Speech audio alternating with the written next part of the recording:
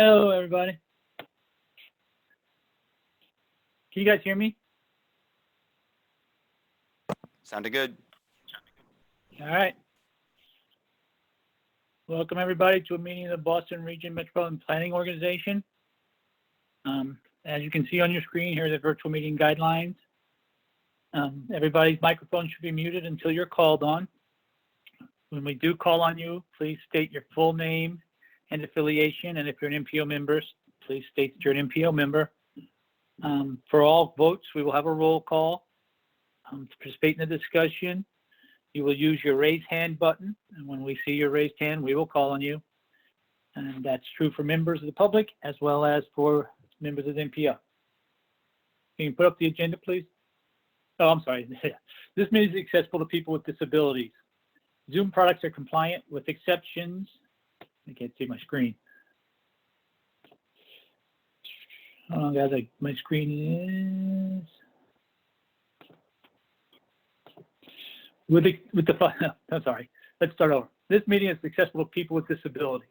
Zoom products are compliant with exceptions with the following standards: Web Content Accessibility Guidelines 2.1, Level AA standards, and revised Section 508 standards. If you require any additional accommodations in order to participate fully in this meeting, please contact Rosine Foley of the MPO staff at rfoley, F-O-L-E-Y, at ctps.org, or call her at 857-702-3704. Thanks, Matt. You want to put up, there we go. First item on the agenda is introductions. So we will have the MPO members introduce themselves one at a time. Please, if you're an MPO member, raise your hand with the raise hand button so that Matt can then unmute you as we go. I am David Moeller. I represent Secretary Pollock here. Go ahead, Matt, when you're ready.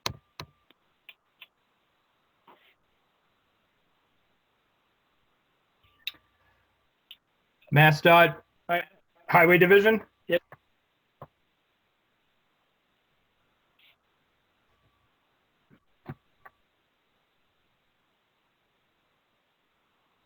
Okay. MBTA.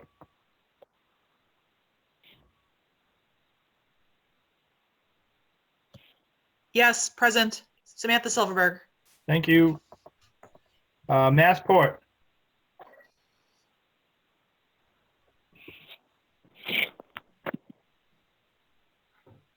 Okay. MAPC.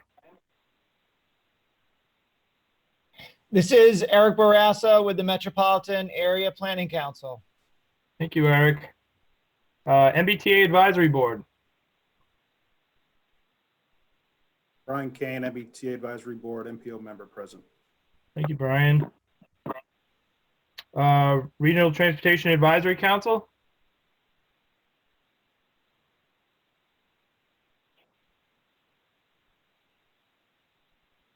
Unmute Lynn so you can talk. Sorry about that. So Leonard Diggins, Advisory Council. Thank you. Thank you. Thank you, Lynn. City of Boston Transportation Department.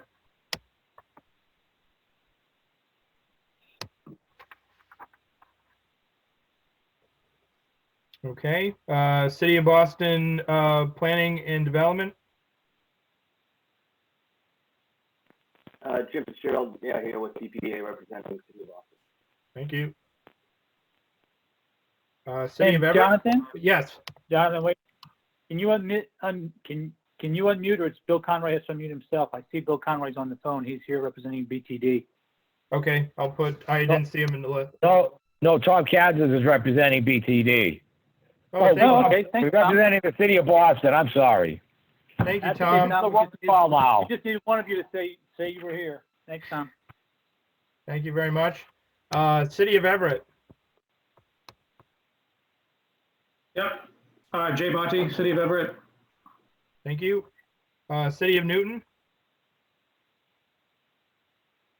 Yes, good morning. This is David Kozas representing Mayor Ruth Ann Fuller, City of Newton. Thank you, David. Town of Arlington. This is Daniel Amstutz, MPO member, Town of Arlington, representing Select Board Chair Diane Mahan. Thank you very much. Town of Lexington. Or at large representing Lexington and MPO. Could you repeat your name, please? Sheila Page, Thank MPO you. member at large. Thank you, Sheila. Intercore Committee. Somerville? Tom Ben? Tom Ben here. Thank you, Tom. Magic Acton?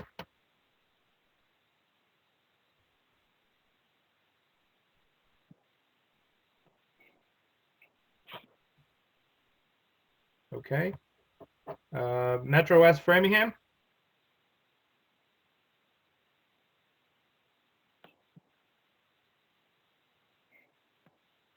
Can you unmute Thatcher? There we go.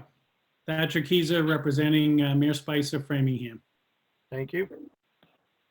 North Shore Beverly?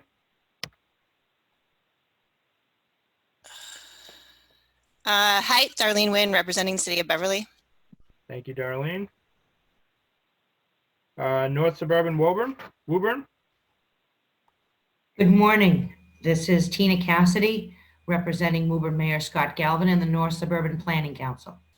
Thank you. South Shore Rockland?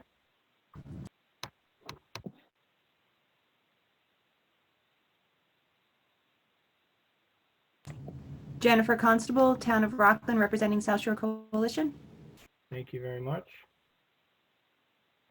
Swap Medway?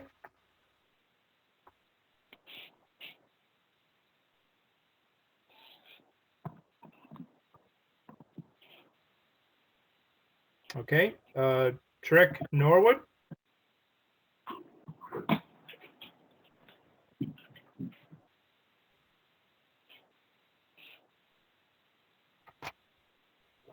Okay, have I missed anyone else? Yes, John. And so John Bouchard and John Romano are here. Can you unmute them and let them say they're here for the record? Yes, please. John Bouchard, MassDOT, representing Highway Administrator Jonathan Gulliver. Thank you, John.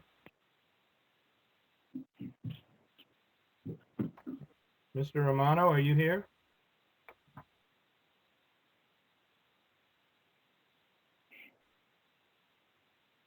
John Romano, can you hear us? Yes, can you hear me now? Yes. Oh, sorry. John Romano, Take Mass your name. DOT Highway. Thank you, John. Also, John, and I see Tom O'Rourke. I don't think he actually got a chance to say he was here, but I see him. He is here. Can you try to unmute him or call him? If we can't get him, he can call in.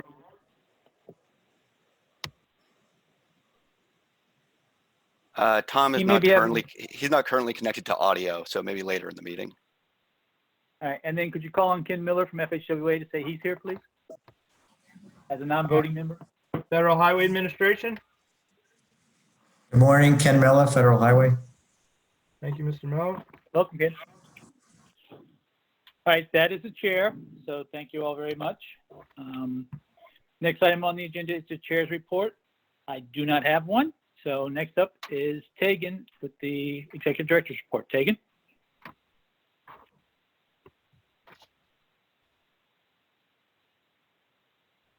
Thank you, Mr. Chair. I think I'm unmuted.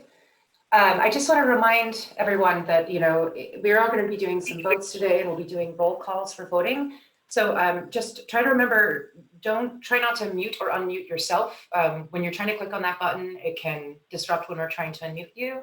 And if you have muted yourself, you will have to approve when we try to unmute you. So it's an extra step and an extra button you'll have to click. So if it works for you, if you can make it happen, please try not to deal with those controls yourself, just the raise hand function. All right, that said, I did want to start off with an outreach update that despite the COVID-19 situation, our outreach is continuing beyond the MPO meetings. And I wanted to mention that last night I spoke at an outreach event hosted by the Somerville Bike Committee called a Bike Talk. And we talked there about the MPO and its role for setting the vision in the region, for transportation, and the allocation of capital and planning dollars and how the MPO supports bicycle infrastructure and bicycle planning in particular. There were close to 50 people there, and I did see a few MPO faces there, so thank you for attending. I personally had my first experience there with Zoom bombing, and staff did a really good job of responding. So I just wanted to say that while it's unpleasant, it is helping us be even better about preventing it and being prepared to deal with it if it happens. So hopefully the MPO meetings will never experience that, but we are prepared to deal with it. That said, for today, we do have a few work scopes. It will take a few minutes to get through the voting process for these, but we appreciate your time. It definitely helps us continue to keep our staff fully and productively engaged in doing work for the MPO and keeping you abreast of that work. So speaking of that, Andrew will be providing an update on our operating a successful shuttle program study.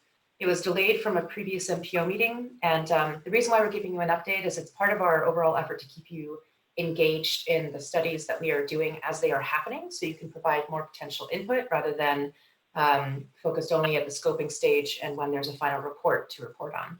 So I hope you enjoy that update and can provide some input. And then also Matt Genova is going to provide what will be a recap of the conversation and decisions made at the last meeting. Last meeting, just as a reminder, or if you weren't here, you voted to release the current 2020 to 24 TIP amendment for review, which was addressing cost increases and readiness changes in the currently approved TIP. That also required an LRTP amendment, which was also released for public review. So we heard from folks that it was a little bit hard to follow some of the reasoning because we also, not the reasoning, but some of the outcomes, because we also approved you also approved a draft final scenario for staff to incorporate into the 21 to 25 TIP. That you will not vote out for public comments until later this month, and you will hopefully endorse that new TIP in May. So Matt will work to sort of recap some of that discussion just to make sure everyone understands where we ended up, and also provide you updates on any additional input we got since the last meeting. And then, as we had previously discussed, John Bouchard from Mass DOT and Samantha Silverberg from the Mbta, as well as Joy Glenn from Metro West Regional Transit Authority, will update you on their agency's parallel capital planning and project selection process, because when you approve the TIP, you're not only approving the MPO target funds, but all federal dollars allocated by those agencies to capital projects. So just to remind you why we hear from them in their process and what you'll see later.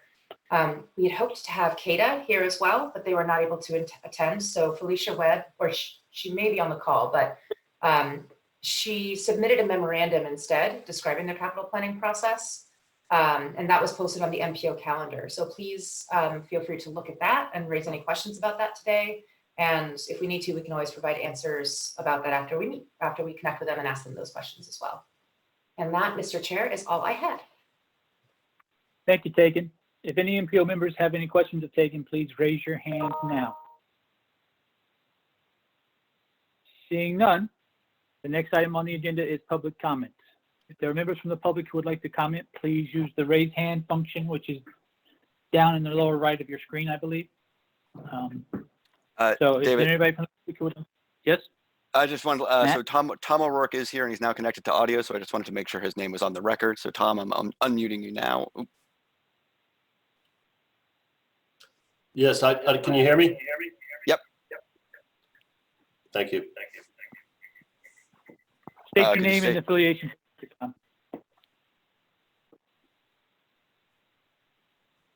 Tom? Tom O'Rourke from Trek. Thank you. Thank you, Tom. So back to the agenda. If members of the public would like to comment, please raise your hand. I see people are raising their hand now, and we will start taking them, and then keep raising your hand if you want to talk. First one up is Tom Michaelman. Can you please unmute, Tom? Thank you. Hi, it's Tom Michaelman, President of the Friends of the Bruce Run Rail Trail. Of course, I'm here advocating for Phase 2BD portion of the trail. Project number 608164 stays on the tip. Thank you very much for increasing budget. And I look forward to later in the meeting when you talk about the tip in specifically going forward. Thank you. Thank you, Tom. Any questions from the members for Tom?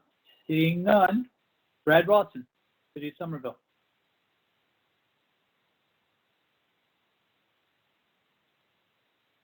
Brad?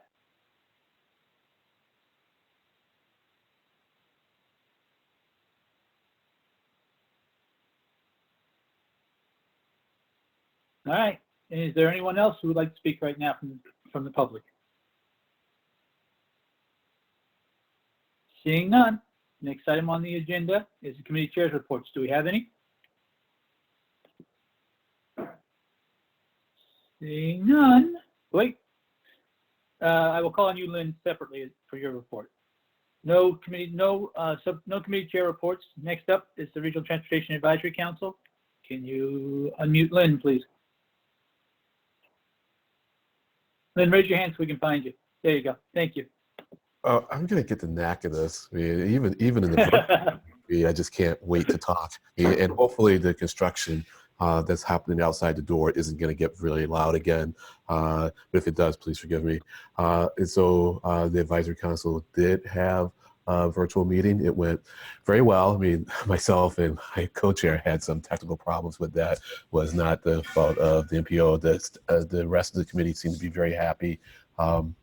With the format, there was some concern by one member about security issues around Zoom meeting, but I've made it clear that as long as the MPO is comfortable with this is going to be the mechanism by which we use, by which we conduct our meetings, at least the RTAC meetings, with respect to 3C, that can maybe be done some other way. So I'd like to, we pretty much covered what happened in the previous MPO meeting with respect to the draft tip. And once again, I have to thank Matt Genova for spending so much time with us and really going through the tip in a lot of detail. I think the members are going to be very happy with the level of involvement, especially when it comes to commenting on the tip, and we won't have a situation where the members are feeling that only at the end of the process do they get to make comments. So that was it. Yeah, so thank you. Thank you, Lynn. Do any members have any questions for Lynn? If so, please raise your hand. Seeing none, thank you, Lynn. Next up is the approval of the minutes of March 5th and March 19th. I'm going to ask MPO members to raise their hand to make the motion for March 5th and to second it. I see Eric Barassa has his hand raised and Tina Cassidy. Can you unmute them one at a time, please? So moved to approve the minutes. Eric, state your name, will you? MPO member. Eric and Tina, can you state your name as the second so we have it official on the record? Yes, from now on. Tina Cassidy, I second that. Thank you. Any comments, changes, questions, or suggestions from the members? Seeing none, staff will now call the roll. Oh yes, please raise your hand so staff can find you and unmute you in an appropriate time. Go ahead, Jonathan, when you're ready.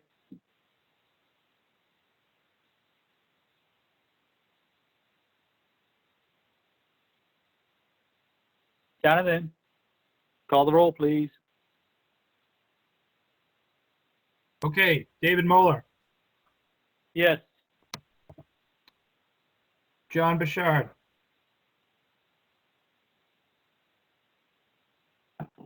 Yes. Yes. John Bouchard. Romano, I apologize.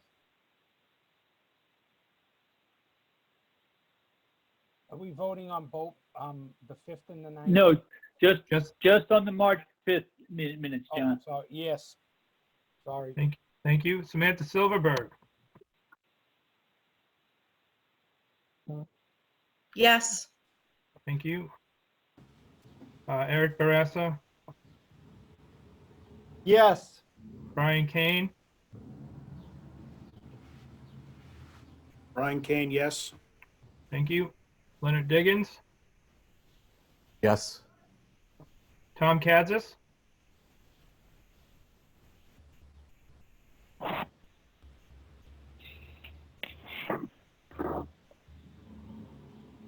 Tom Kadzis,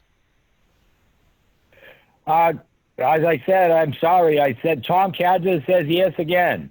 oh, thank you. Can you hear me? And can hear you Yes, now. thank you, Tom. Okay. Jim Fitzgerald? Yes, sir. Thank you. Jay Monty? Yes. David Kozis? Yes. Daniel Amstutz? Yes. Sheila Page? Yes. Tom Bent?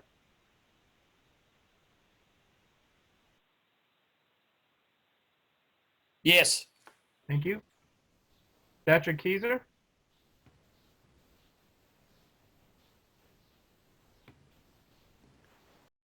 Yes. Thank you. Darlene Nguyen? Yes. Thank you. Tina Cassidy? Tina Cassidy, yes. Thank you. Jennifer Constable? Yes. And Tom O'Rourke?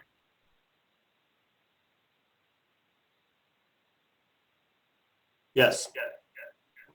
Thank you. Motion carries. Thank you. All that motion carried. Next up is the minutes from March 19th. Can the MPO member please raise their hand for motion and a second? Eric Barassa has his hand up, and Brian Kane. Can you please unmute them and call on them? This is Eric Barassa making a motion to approve the March 19th minutes. And Brian Kane is always happy to second any motion by Eric Barassa. Thank you, gentlemen. Jonathan, please call the roll. And MPO members, please raise your hand again to let us find you so we can unmute you. David Moeller? Yes. John Bouchard? Yes. John Romano?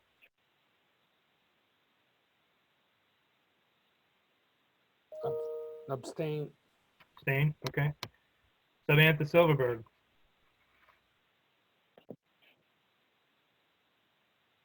Yes. Thank you. Eric Barassa? Yes. Brian Kane? Brian Kane, yes. Leonard Diggins? Yes. Tom Kadzis? I had an addendum that I was going to suggest. I was trying to get attention. I'm sorry, Mr. Chair. No, I'm sorry, Tom. That was my fault. I should have asked the members if they had any comments, changes. What was your suggestion?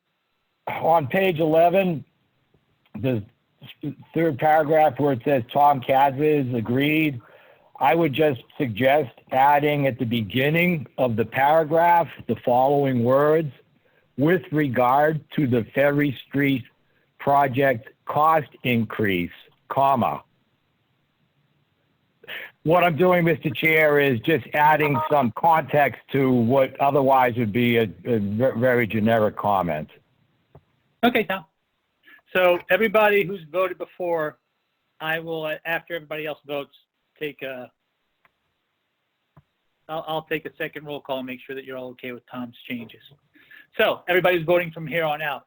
With Tom's changes, you're voting to approve with Tom's changes. Go ahead, Jonathan. So Tom Kadzis, that's a yes for you? Tom Kadzis, yes. Okay. Jim Fitzgerald? Yep.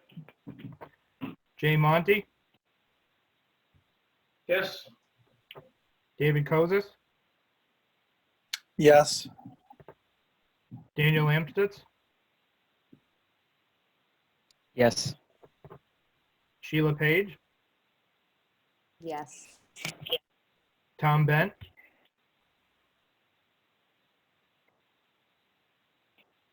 Yes. Thatcher Keyser? Yes. Darlene Nguyen? Yes. Tina Cassidy? Tina Cassidy, yes. Thank you. Jennifer Constable? Abstain. And Tom O'Rourke? Yes. Thank you. Mr. Chair, should we go back to the other members who had voted previously? Yes, please, Jonathan, for the record, this is to, if you've already voted once, we know that, but this is to just confirm that you're okay with Tom's change. Go ahead, Jonathan. Okay, David Moeller, Yes. John Bouchard, Yes. John Romano, Abstain. Samantha Silverberg, Yes. Eric Barassa, Yes. Brian Kane, Yes. and Leonard Diggins. Yes. Thank you. The motion carries. Thank you, everybody. And again, Tom, I'm sorry I didn't call on you earlier. Thank you. Next item on the agenda is the work scope for the MPO freight plan. And I believe Bill Kuttner will be presenting. So when you're ready, Bill, put it on the screen and present. And we will let Bill get through his slides and then take questions at the end if anyone has any questions.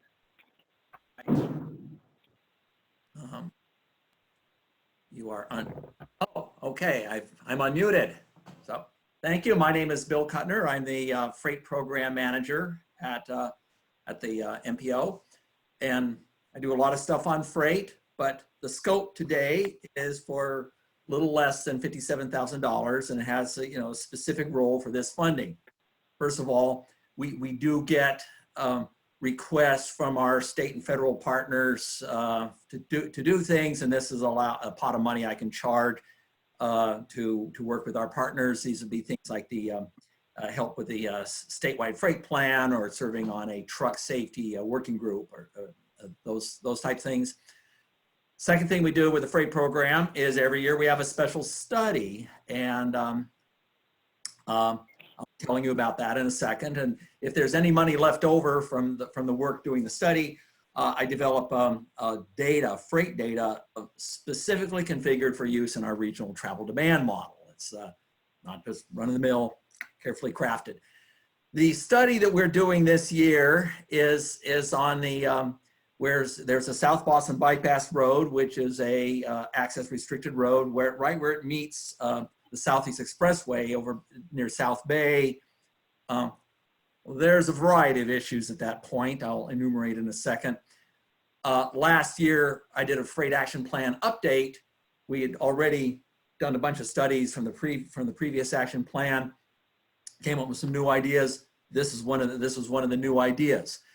So looking at this nexus where the bypass road meets Southeast Expressway, there's 4 things which I'm going to discuss in my technical memo. First of all, the bypass road. Who uses the bypass road? Types of trucks, non-trucks, buses, and where do they go? Look at the travel patterns. That's going to all be laid out and compared to previous counts. Second of all is Widett Circle, the new Boston food market. That's where the Olympics are going to be. That's in the news now and then. Sometimes people ask, how many trucks come out of Widett Circle? We're going to know that. We're going to know where they go. We're going to know the types of trucks. That's second issue. Third, at the Southeast Expressway there, traffic trying to merge, not just from the bypass road, but from other roads trying to merge at the Southampton Street on-ramp. There's a very serious queue. We're going to examine that. What does it have to do with trucks? How do trucks influence the queue? How does the queue influence trucks? And I'm also going to describe the queue itself, what's going on at the queue. And the last thing is I started collecting data back in February. It was a different world. As I was collecting data, business activity was gradually declined. Before I did anything with this data, I posed the question, is the data any good? And everybody still eats. I made a determination that the data that I had collected over this period was still useful for the purposes of this study. And I actually am going to have a section describing my analysis of how truck traffic responded during this period and why I think it's still okay to use the data. And I'll have a summary of my findings of how the business closures affected traffic.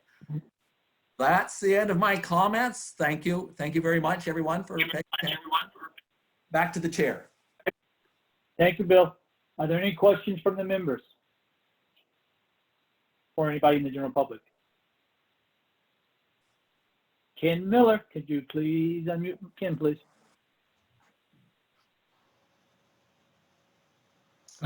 Thank you. I just want to stress how important we believe this freight work is. I don't think I have to make sure everybody knows how important truck travel is, particularly during the pandemic. I just did want to mention two things at Federal Highway, two flexibilities that are available.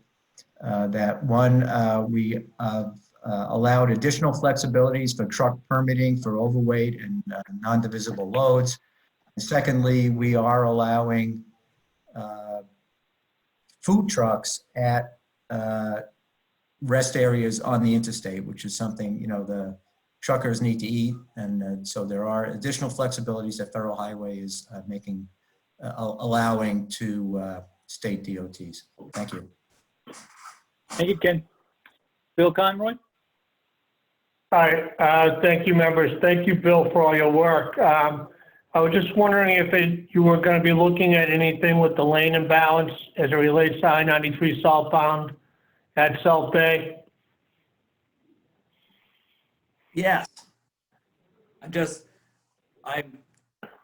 bringing some numbers, but I'm not coming up with a plan for solving it. It's sort of, people go, there's a lot of traffic, and I'm just trying to give it some sort of quantitative perspective, that's all.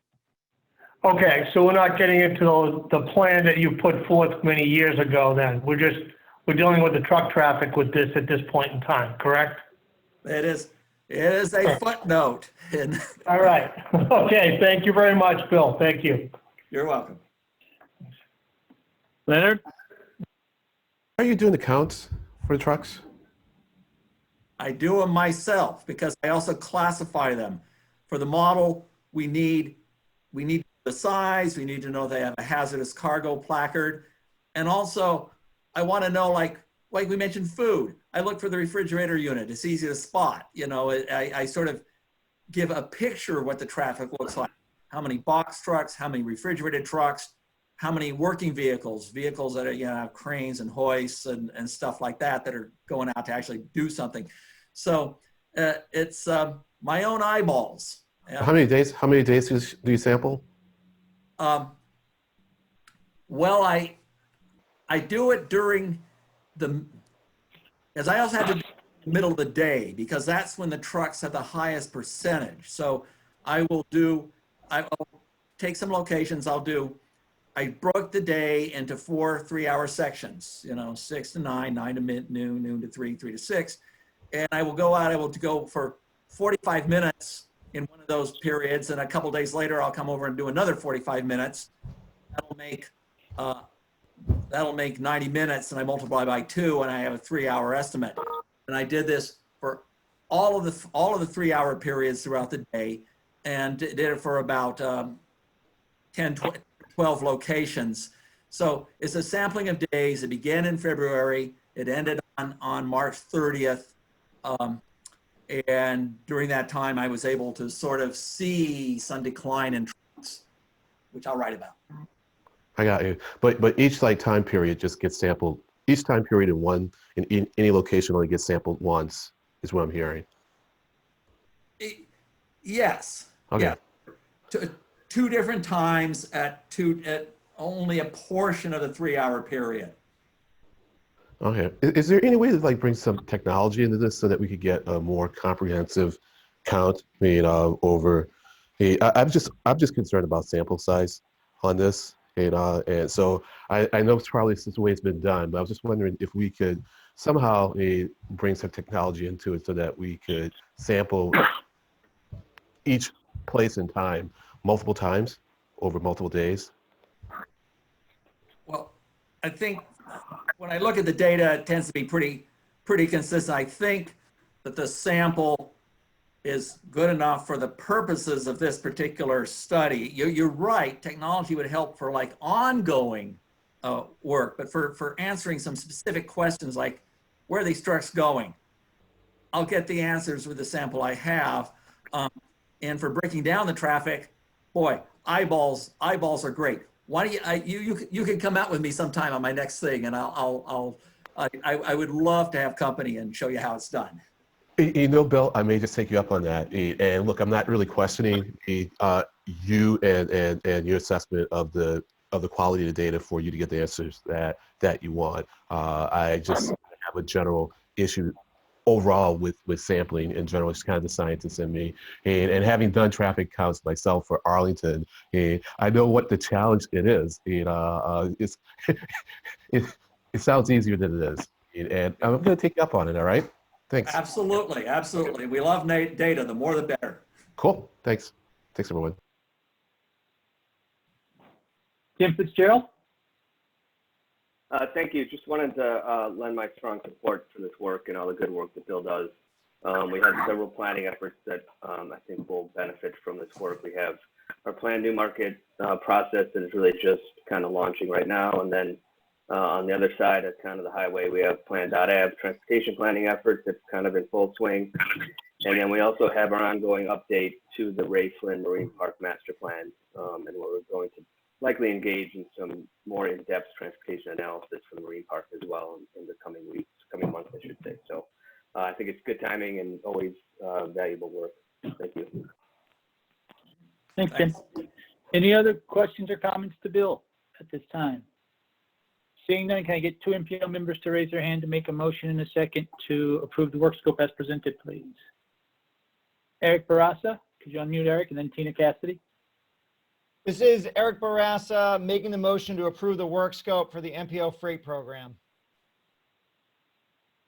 And this is Tina Cassidy seconding that motion. Thank you both. That motion's been made and seconded. Jonathan, please call the roll.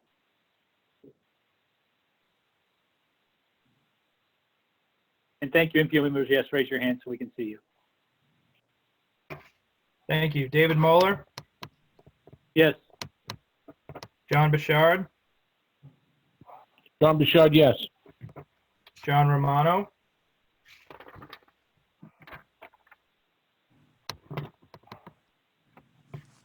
Yes. thank you. Samantha Silverberg, Yes. thank you. Eric Barassa, Yes. Yes. Brian Kane, Brian Kane, yes.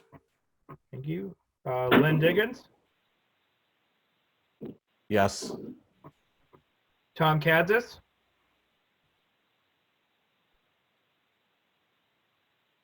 Tom Kadzis, yes. thank you, Tom. Jim Fitzgerald, Yes. Jay Monty, Yes. David Kozis, David Kozis, yes. thank you.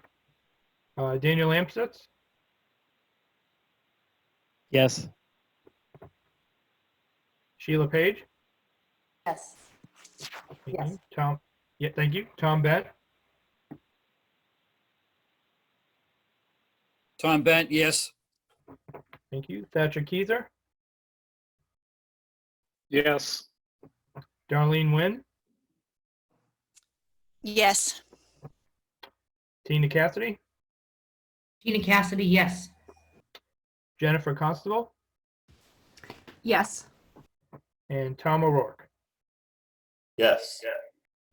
Thank you. The motion carries, Mr. Chair. Thank you, everyone. Next item on the agenda is the work scope for the MBTA bus shelter maps. Ken Dumas?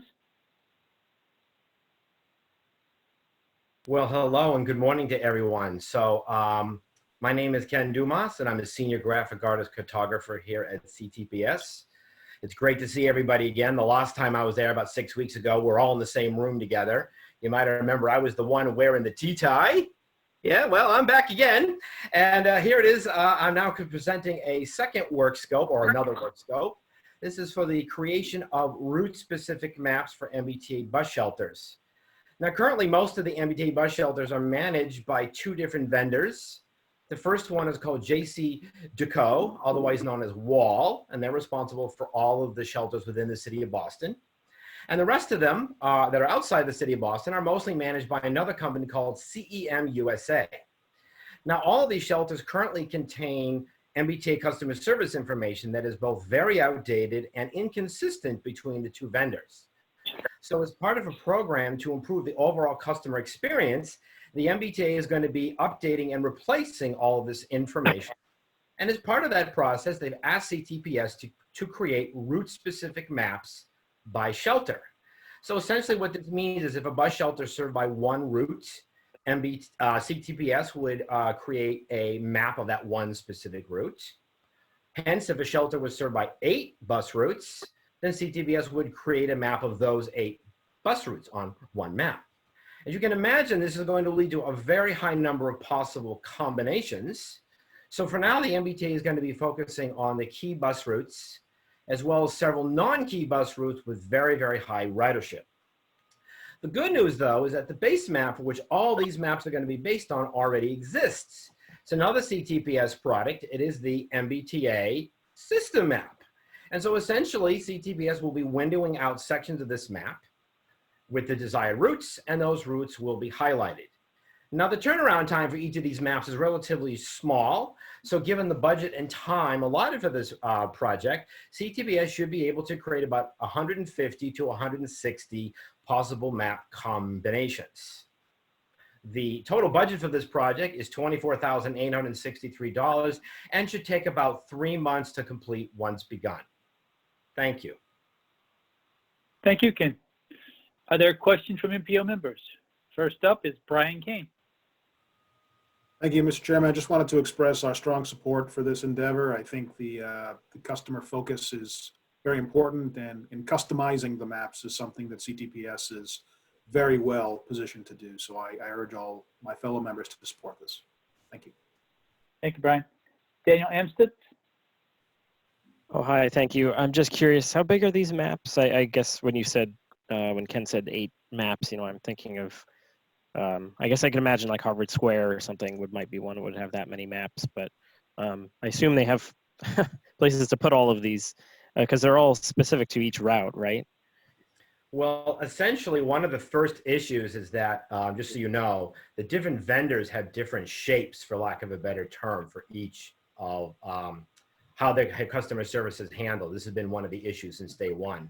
So the space allotted for customer service is the same size in all the shelters. It's 30 by 40 inches.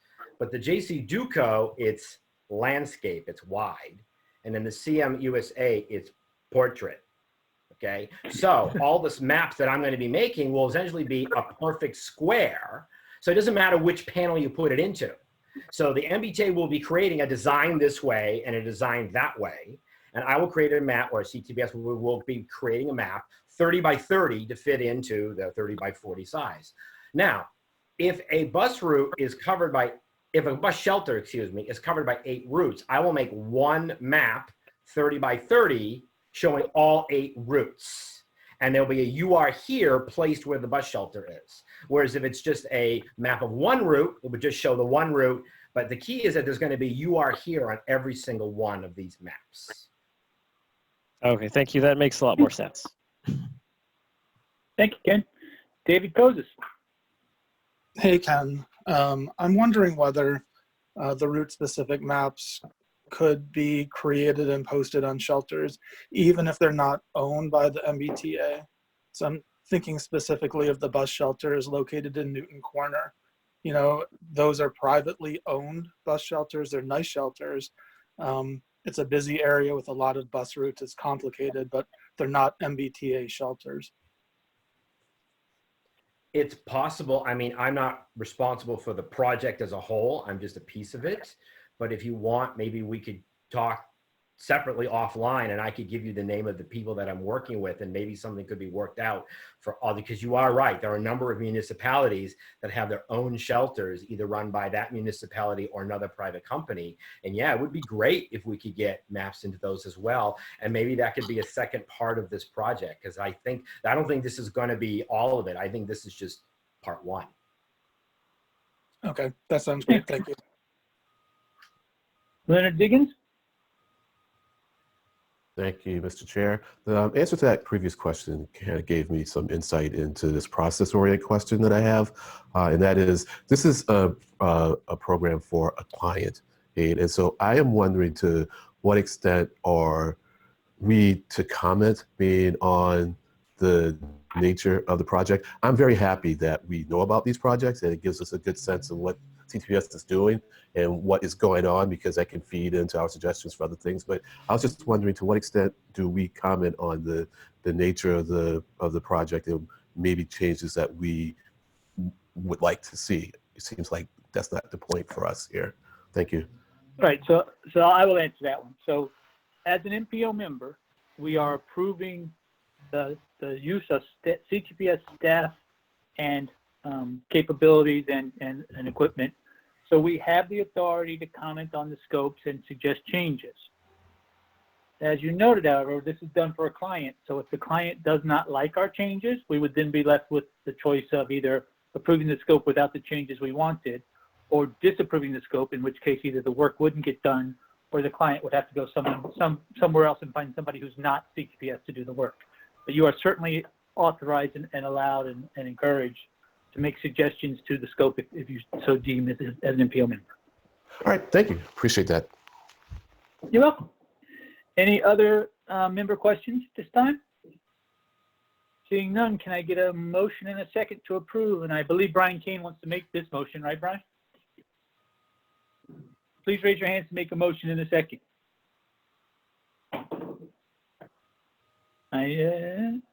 Okay, Eric Barassa and Tina Cassidy. I'll just keep using them.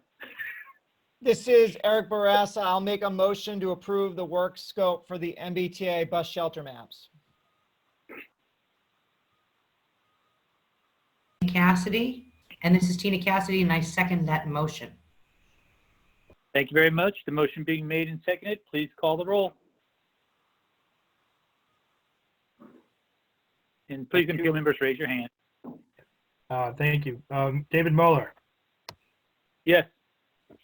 John Bouchard,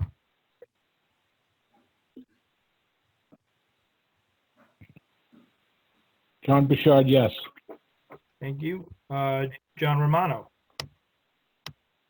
Yes. Samantha Silverberg, Yes. Eric Barassa, Yes. Brian Kane, Brian Kane, yes. I was too slow to second the motion, though. Thank you. thank you. Leonard Diggin, Yes. thank you. Tom Kadzis,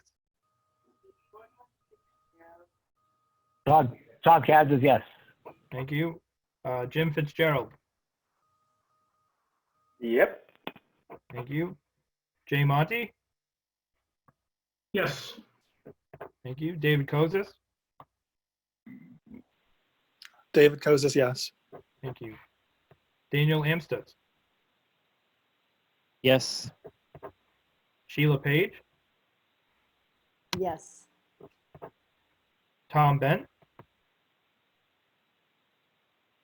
Tom Bent, yes. Thatcher Keyser, Yes. Darlene Nguyen, Yes. thank you. Tina Cassidy again, Tina Cassidy, yes. and Jennifer Constable, Yes. and Tom O'Rourke. Yes, and I apologize for that echo. Thank you. Motion carries, Thanks, Tom. Mr. Chair. Thank you, Jonathan. Next item on the agenda is the update on successful shuttle programs by Andrew Clark. Great, thank you, Mr. Chair, and good morning, everyone. I am here to provide a brief update on the Shuttles project. This project was approved in December, and our primary goal is to develop a guidebook for planning and operating a successful shuttle program. We expect this guidebook will be useful for two audiences. One is for staff of existing programs who want to learn what other people are doing. And the other is for municipalities that are interested in starting new programs. And let me make a brief plug for our Community Connections program, which can offer CMAQ funding as seed money for these new programs. So if a municipality is interested in developing a shuttle program, we have funding and we'll have this guidebook as well. Work so far has fallen broadly into two tasks: a review of national literature and best practices, and a series of interviews with shuttle providers right here in the Boston region. The purpose of these interviews was to understand the background of each program, significant challenges that they faced, and how those challenges were addressed. We also asked each provider for any advice they had for other organizations, and we asked for what information would be helpful or desirable for us to include in the guidebook. Now, in addition to the shuttle providers, we also interviewed staff of Mass Mobility and MassDOT's Rail and Transit Division to understand collaboration and funding opportunities that are available to shuttle providers, and the common challenges and opportunities from the perspectives of these two agencies. So from these conversations and supplemented with national best practices, we've identified the major topics that our guidebook should discuss. And I'm happy to take any feedback on any of these topics because we want to ensure that the focus of the guidebook is as useful and relevant to the board and the region's municipalities as possible. So those major topics include the following, and now I will start on our slides here.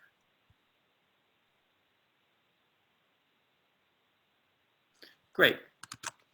So the first one is goals, and clear and measurable goals are an important way to frame success, to guide decision-making, and to ensure continued buy-in from stakeholders. So the guidebook will discuss how to develop goals, how to ensure that the goals are relevant and effective, and how to incorporate stakeholder feedback. Oop.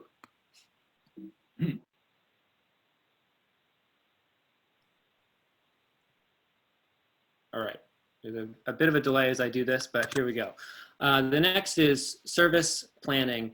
And the providers that we talked to consistently requested that the guidebook contain a sort of transit planning 101 set of resources. And some of that specific items that folks are interested in learning more about include how to define a service area, the trade-offs between coverage and ridership systems, how and when to utilize fixed route or flexible route or demand responsive formats, and how to estimate ridership, design routes, design schedules, and survey riders.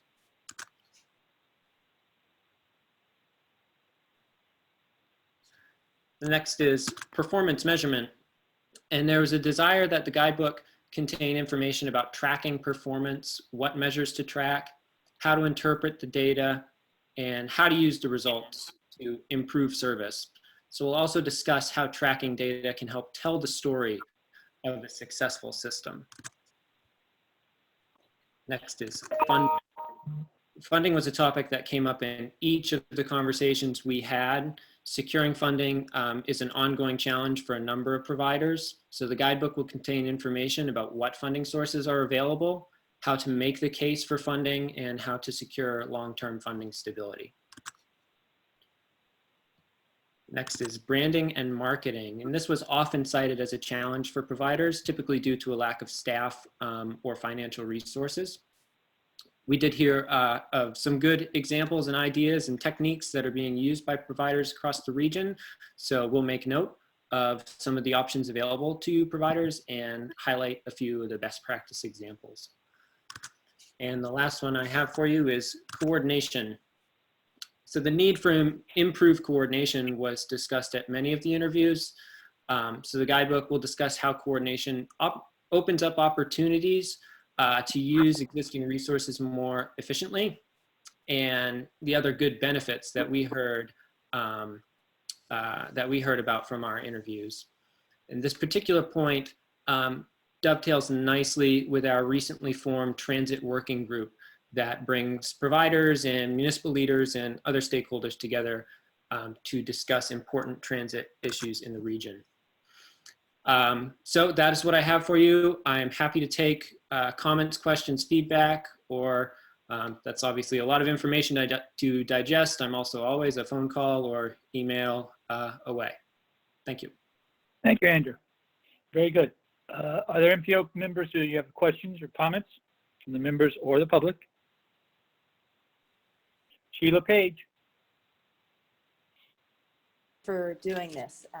We are Lexington, and I know Bedford and Natick are very much looking forward to this guidebook. I think it'll be really useful. So I just wanted to say thank you. And we're happy to help as well. Thanks. Excellent. Other comments or questions? Daniel Amstutz. Hi, yes, thank you. I was just going to say regional coordination. So yes, coordination, but I think regionality is important. As I'm thinking of, say, the town of Arlington, you know, we're not a very large community. So I think, you know, if we were to consider something like that, it would be probably on the scale of something that crosses municipal boundaries. So I would suggest, if it's not already being considered, sort of including that as part of the coordination piece. Thanks, Dan. Will do. David Kozis. Yeah, Andrew, this sounds really helpful. And I'm wondering if it might be useful if the guidebook points out specific pitfalls to avoid. You know, I'm not sure if you interviewed folks that tried to operate a system, but it didn't work out for some specific reasons. I just wonder if, you know, there might be some lessons learned of what not to do. Yeah, I think your point is well taken. Sort of our model for this guidebook is similar to the guidebook on transit signal priority that we did a few years ago now. And we tried to interject that with a lot of little sort of text boxes and tips and tricks and photos and all this stuff. So I think it's definitely to have, as you say, pitfalls and also things work and advice and that kind of thing. Okay, that sounds great. Thank you for working on this. I'm looking forward to reading it. Any other comments or questions at this time? Seeing none. Thank you. Can you put I the actually agenda have back up? I have received a couple of people in the chat who said that they cannot raise their hand. Mr. Chair, if you allow me to raise their hand, that would be great. First up, we have Susan Barrett. Oh, hi. Thank you. I don't know why I can't raise my hand, but I was just wondering, in light of COVID-19, might you include a section on safe practices or other considerations? And right now, many of us are having to rethink our services. It's actually a great time to really rethink about that coordination aspect. Thank you. Thanks, Susan. The truth of the matter, I think, is at this point, I don't know if we have sort of the capacity to adapt the guidebook to the COVID-19 issue. It is a sort of rapidly evolving situation, and the way that transit providers are responding to it is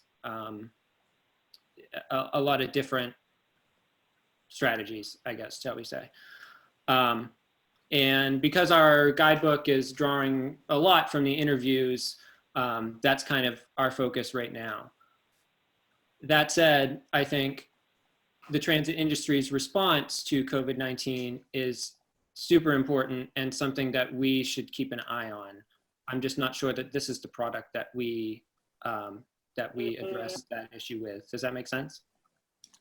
Yes, thank you. Thank you. And all right, Matt, you've got another one? I do. I have one more from a person named Williams. I'm going to unmute you, sir or ma'am. I was just And wondering. please state your name for the record. Can you I was please just state your name for the record, please? is for publication of this and distribution to communities? This project is funded through the UPW cycle, so our hope is to have it completed by September. Great, thank you. Thank you. Anything else, Matt? Nope, that is it. Thank you, Andrew, very much. Thank you. Can we put the agenda back up, please?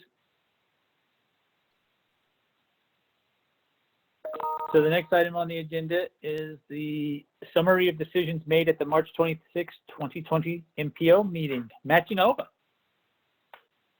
So thank you, Mr. Chair, and hello, everyone.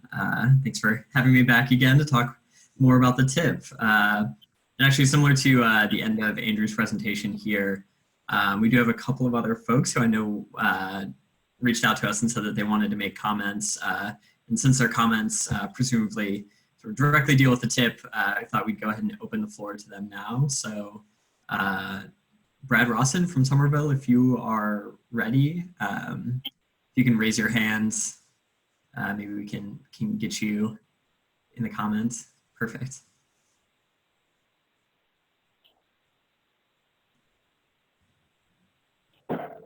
Brad, you're on. Okay, so this happened at the beginning of the meeting. So Brad, try to figure out why you can't get to us, or just send us a chat. Go ahead, Matt. Okay. Yeah. Thanks, Mr. Chair. And I do have one other comment that was submitted via our comment form online that another person said that they had some trouble getting into the meeting at the start. So I'll just go ahead and read that comment into the record now. So this comment is from Ann Anderson, who is a resident of Acton, and I will read her comment verbatim. So her comment is, quote, the Bruce Freeman Rail Trail has seen incredibly high use during the COVID-19 restrictions, showing how important it is for community recreation and transportation. Phase 2D through Sudbury will be a significant extension to the existing trail, bringing it within reach of many more people, as well as giving people with existing access to the trail a more extended network. And says that my husband and I regularly use the Bruce Freeman Rail Trail in Acton, Chelmsford, and Concord. Having a smooth surface without traffic is so important for us older residents. We use it for recreation and to get to shopping. The trail also allows families with young children to walk or bicycle safely. So thank you to Anne for submitting that comment. And with that, yeah, if we're able to figure out Brad's microphone, we can come back to him sort of at the end of this, but I'll go ahead and get started with my formal presentation here.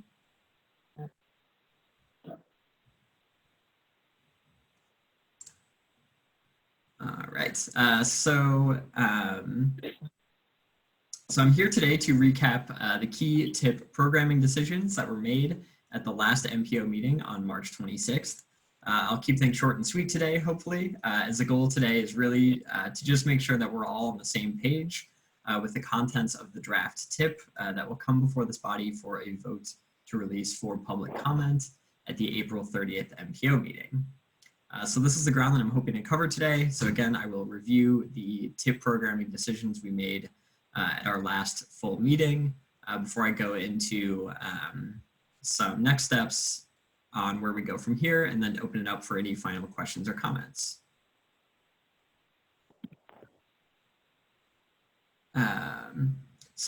Much like last meeting, I will walk through the key decisions that were made in each year, which have been added on the following slides in green text. So those are the changes that just came out of last meeting. So beginning first with 2020, so the draft programming scenario retains all of the cost and schedule changes outlined in the scenario that I presented at our last meeting, but also includes the $8.4 million cost increase for Everett's Ferry Street project.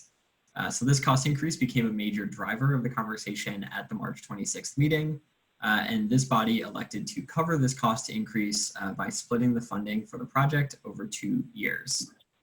So again, Everett was originally programmed in fiscal year 20. It was moved to 2021 as the first year of funding, and then the second year of funding was added in 2022 to cover that cost increase. Moving now into 2021, the draft programming for 2021 is also largely the same as what was presented at last meeting. Instead of moving Boylston Street in Boston into 2022, however, which was the original recommendation, this project is now moving into 2023. This is due to the financial constraints that now exist in 2022, resulting from the previously mentioned cost increase for Everett's Ferry Street project. Moving into fiscal year 2022, the main change here is that $8.4 million in initial funding for Everett's Ferry Street project is now programmed in this year. As previously mentioned, that means that Boston's Boylston Street project was moved into 2023 instead of the originally proposed 2022. No other significant changes were made in this year during last meeting's programming conversations. As for 2023, in addition to the changes that were proposed in the scenario at our last meeting, 2023 now includes funding for Boylston Street in Boston, as we've discussed. This means that the corridor improvement project on Route 3A in Cohasset and Scituate is now pushed out to 2024. Though this project is on schedule, this body decided that it is a good candidate to be delayed an extra year due to the financial constraints that we now face in 2023.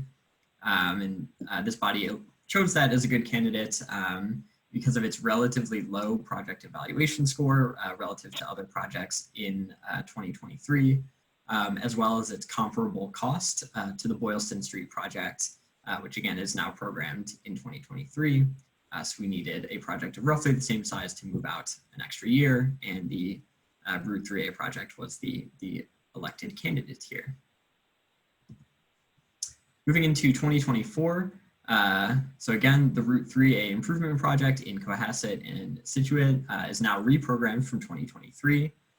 Additionally, this body elected to move Everett's Beecham Street project from 2024 to 2025 in order to restore the financial balance in 2024. Moving into 2025, so this is our new year of funding available in this TIP cycle. So this includes the programming decisions that were presented at the last meeting, which includes funding the highest scoring bicycle and pedestrian project, the highest scoring complete street project, and the highest scoring intersection improvement project that we evaluated this year. 2025 also still includes full funding for the MPO's community connections and transit modernization programs, as well as $44 million in funding for year 4 of 5 of the Rutherford Avenue project in Boston. So as previously mentioned, 2025 now also includes the reprogramming of Everett's Beecham Street project from 2024.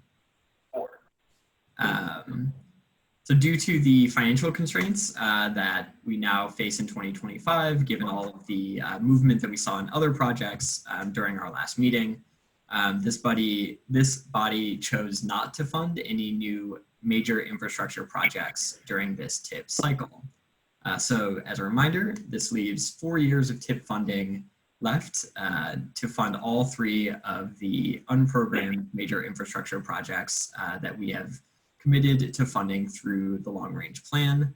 And those projects are McGrath Boulevard in Somerville, Western Avenue in Lynn, and the Route 9 and 27 Bridge and Interchange project in Natick. So the decision was also made at the last meeting to leave roughly $1.1 million in 2025 funding unprogrammed. And so you see that in the final table that was posted to our meeting calendar for this meeting. So as a reminder, as things stand today, there are 13 projects that we evaluated for funding during this TIP cycle that remain unfunded due to a lack of available resources. So we evaluated 17 projects in total, and only 4 of them were able to be funded this year. 3 using regional target funds, as I mentioned earlier, and then the 4th in Chelsea on Broadway using statewide funding. So as a reminder, because of the above changes, we also released both a TIP and a long-range plan amendment for public review. 3 projects needed to be added to the long-range plan because they now exceed the $20 million cost threshold. Those projects are Everett's Ferry Street project, Ashland's Pond Street project, and Watertown's Mount Auburn Street project. So those 2 amendments are in their final week of their public comment period. So those comment periods will wrap up in the next couple of days. And we've already received a handful of comments on those, which I will touch on one of here shortly. So in addition to all those changes that I just outlined, I did want to note that there are a couple of other tweaks that had to happen to sort of make everything fit. And so funding levels for both Mount Auburn Street in Watertown and the reconstruction of Rutherford Avenue in Boston were tweaked. So those AC schedules were slightly adjusted year to year in order to balance everything out. So in addition to all these changes, I do want to raise one other prospective change for this year's TIP programming. So in recent days, MPO staff received a comment letter from MassDOT Highway District 5 recommending the reprogramming of 2 projects. And so that would be making a change relative to the programming scenario that we decided on at our last meeting.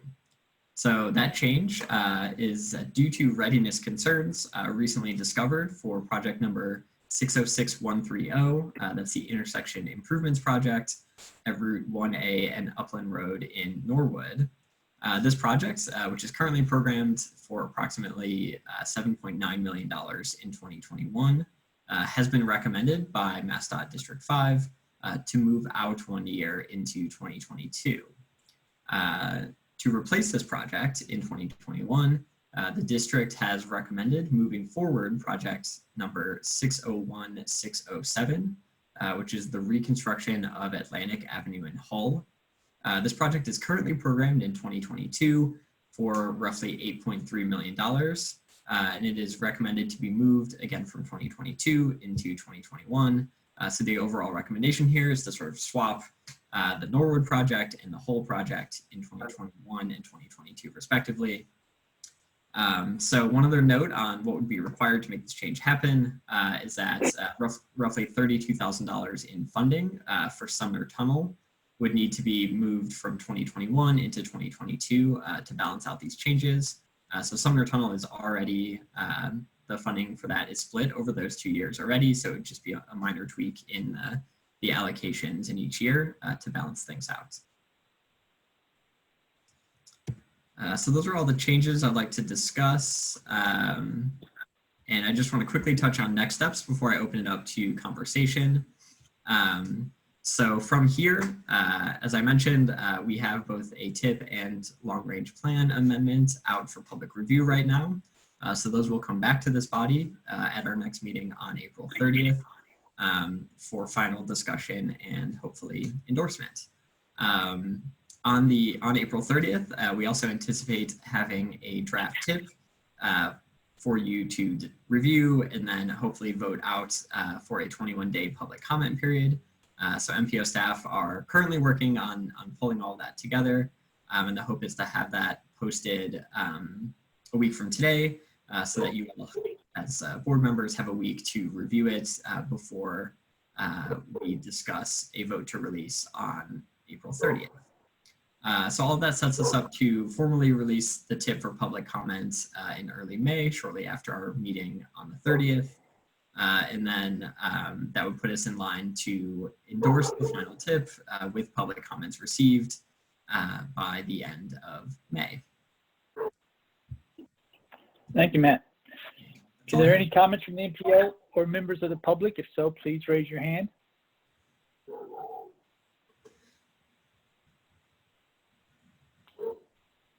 Mr. Chair, I do have, Yes. this. So Sheila Page. Hi, thank you, Mr. Chair. Matt, this might be a question offline, but I wanted to understand, as projects because of the cost increase, move to now be called a major infrastructure project. How does that then affect down the line our bucket of 30%? Because now we're probably well above that 30% bucket. Do we need another long range amendment, or yeah, I'm just wondering how we're going to handle these major infrastructure projects that we have coming down the pike. Yeah, thank you. That's a great question. Yeah, so I guess the way that we've handled it thus far is, you know, the cost changes do necessitate a long range plan amendment because they have gone over our threshold. But for sort of programming purposes, because we've already in the plan sort of programmed, or made a commitment to programming the 3 projects that I mentioned during the 2025 to 2029 planning time band. We are sort of still trying to stay on track to meet those previously made programming commitments.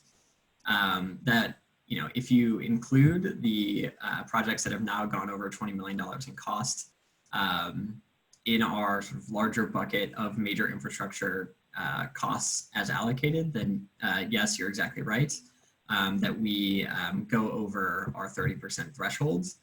I guess one sort of possible way to think about this, and I'm certainly open to feedback from the board on if there's a certain way we'd like to continue to handle these changes going forward, anticipating that this scenario will like again at some points. But sort of in the way we're framing it, at least for the purposes of the long range plan amendments, is that those projects that were not long range plan projects, or not major infrastructure projects initially, but have gone over the threshold, we're still sort of including in the bucket of, for programming purposes, their original program. So in this case, like a complete streets project, because that was sort of how they were programmed by this body originally. Yeah, so it's sort of, we've already made the funding commitments, and so there's really nothing we necessarily have to change, but sort of for accounting purposes, there's a question of if we should still consider those projects what they were when we originally chose to fund them, or if we should move them into the other bucket. So basically moving them from a complete streets to a major infrastructure project. And then from there, it would certainly be up to this board's discretion if you all wanted to make any other changes to the commitments that we've made through the plan, based on trying to still keep us under that threshold. Maybe more to the point, it's up to this body to make the decision not to fund another long range plan project in order to keep us under the 30% thresholds, if this body chose to do that. Right. So let me answer one question for you, Matt. There is no doubt that these projects have automatically become major infrastructure projects. The only definition we have for major infrastructure is a cost change. So I would argue that the Lynn project, but for the $25 million cost requirement, is a complete streets project. But because it hits a certain threshold, it becomes a major infrastructure project. So Sheila's question assumes, I think rightly, that these projects are now in that 30% major infrastructure bucket. So what we need staff to do is tell us, are we over the 30% budget allocation? And if so, at some point, the MPO then needs to make a decision of, are we going to not fund a given project because we're over the 30%, or are we going to change our policy to say we will spend no more than 30% of our money on major infrastructure? But we can't do that till staff does a little bit of the work, and I don't know if this is you or Ann or who, but a little bit of the work to say, hey, in this 5-year time band, you're going to bust your 30% target for major infrastructure, if indeed that's the case. Yeah, and I can confirm that that is indeed the case, that we have gone over our 30%, if you include the 3 projects that we have proposed to be amended into the plan. So thank you, Okay. Mr. Chair, for clarifying what I said in a much more succinct way. So that I'm going to call on him again in a second, but that probably then should be some agenda item discussion once we get beyond tip release and maybe in the summer, or yeah, probably in the late spring, early summer, we can put that on the agenda. Ann McGann? So I just wanted to add, that's right. Then when we did the plan, I don't think it needs a LRTP amendment at this point, but we should discuss it. But when we put those percentages in the plan, we did call them goals, or not necessarily targets, but goals. This is what, the way we would, the MPO decided they wanted to think about programming projects moving forward, but they were actually goals that we put in there and not necessarily that it had to be that way. So just wanted to add that. Thank you, Ann. Tom Katzis? Thank you, Mr. Chair. With regard to the question that came up about Lynn, I just throw out that I wouldn't say this unless other than the fact that the Lynn project is real early in the game. In municipalities who may be listening, I think that you have to try to consider the issues of a major infrastructure project, and can you possibly address the design in a way that doesn't make it a major infrastructure project? It's a very relevant discussion that municipalities should have. And by that I mean, Mr. Chair, if it makes sense that the project would be 2 phases, then Lynn and the designers and the districts might want to look into that. The district and the city may figure, no, it's a one-shot deal, in which case it's a definite major infrastructure. But it makes sense for cities and towns to think of their options as you go forward. Now, it's one thing if you're 60% down the road, you can't backtrack, but you can where it's in the early stages. And I'll just close my comment, Mr. Chair, by what the city of Boston did with the Comm Ave project that you don't see anymore is we advised the Public Works Department to look at it to see if it made sense for 2 projects, because the road to funding for a major infrastructure project, it's different from everything else. I just wanted to point that out, Mr. Chair. I hope it doesn't complicate things too much. I think it's relevant, though. Thank you. Thanks, Tom. Thank you. Ken Miller? Thank you, Mr. Chair. I think it would be great to have a discussion about this issue, the programming categories and major infrastructure projects. And I think, as was discussed some time ago, as we were developing the long-range transportation plan, it may be appropriate to revisit the whole issue of the definition of the program categories. As we discussed previously, that $20 million is a somewhat arbitrary number for the definition of major infrastructure projects, perhaps, and that I think is forcing the MPO into various gyrations, as we've seen, to fit things into categories. So it may be appropriate to either do one of 2 things: raise that number to something much higher, whether it's $50 million or $100 million, so that you're not don't have this issue with complete streets, or even just change the definitions of major infrastructure or the program categories to not be related to the funding level. So, for example, you could define major infrastructure projects as those that are on limited access highways, or some other definition that is unrelated to the amount of the project. And I think that might help address this issue down the road. Thank you. Thank you, Ken. Leonard Diggins? Yes, I agree with Ken. And were I to choose between the 2 options that he just mentioned, I would go for the latter. Thank you. Thank you. Any other questions or comments from MPO members? Thank you, Matt. Can somebody put the agenda back up, please?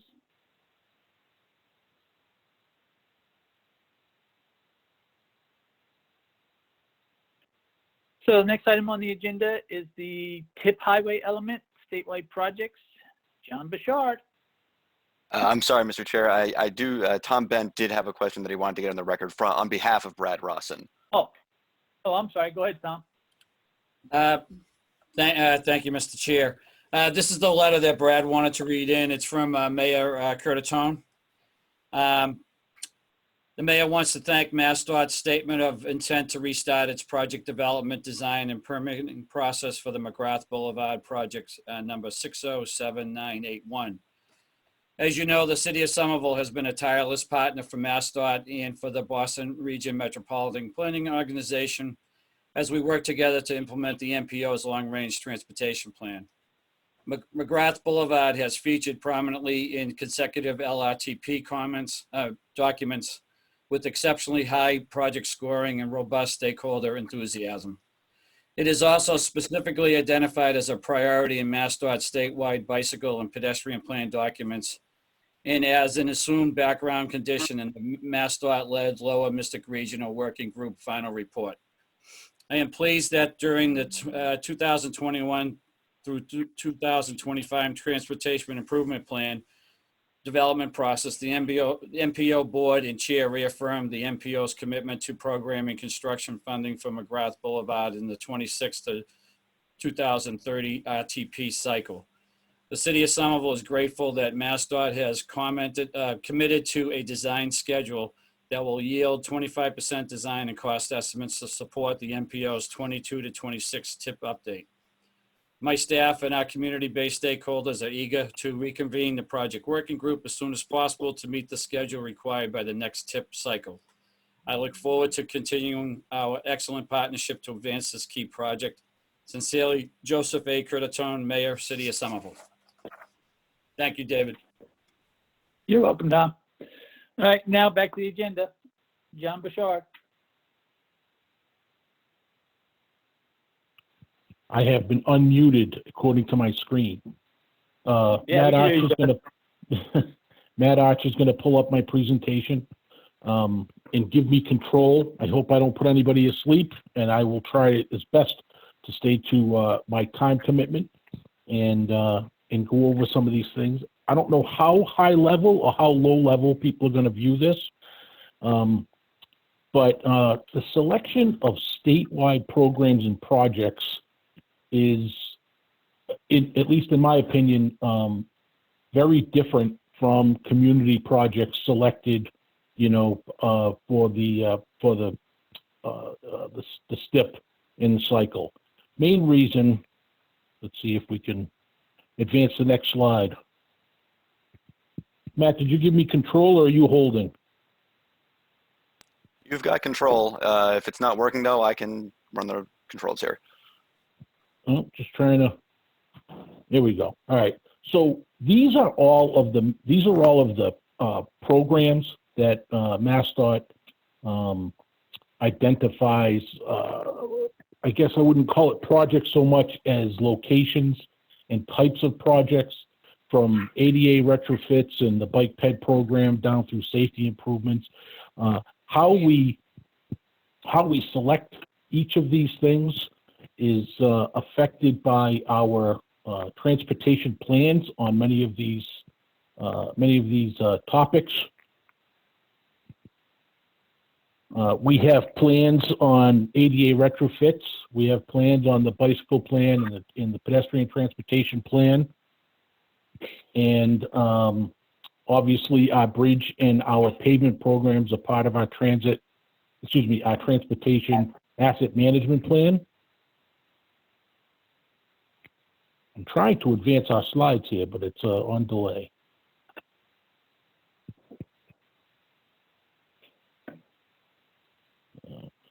So these are just some of the plans that MassDOT has partnered with regional planning agencies, with our own Office of Transportation Planning and our own staff to develop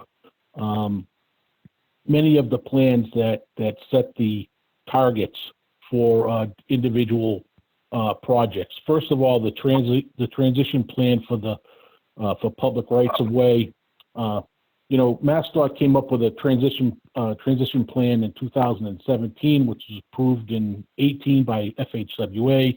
The plan identified ADA ramps either missing or non-accessible within the state highway layout.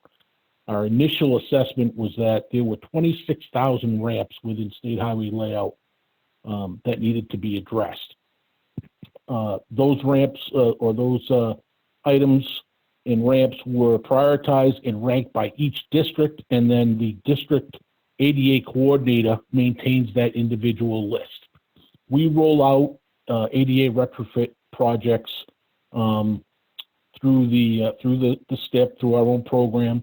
We identify a number, maybe it's along a corridor within multiple communities, and then we begin financing of those ADA ramp projects both through the STIP and through the MassDOT capital investment plan. So far in the 2024 SIP, we had allocated over $21.8 million for ADA retrofit projects. The overall plan that was developed looks at completing this assignment and getting these up to speed in by 2032, which is a 15-year time frame.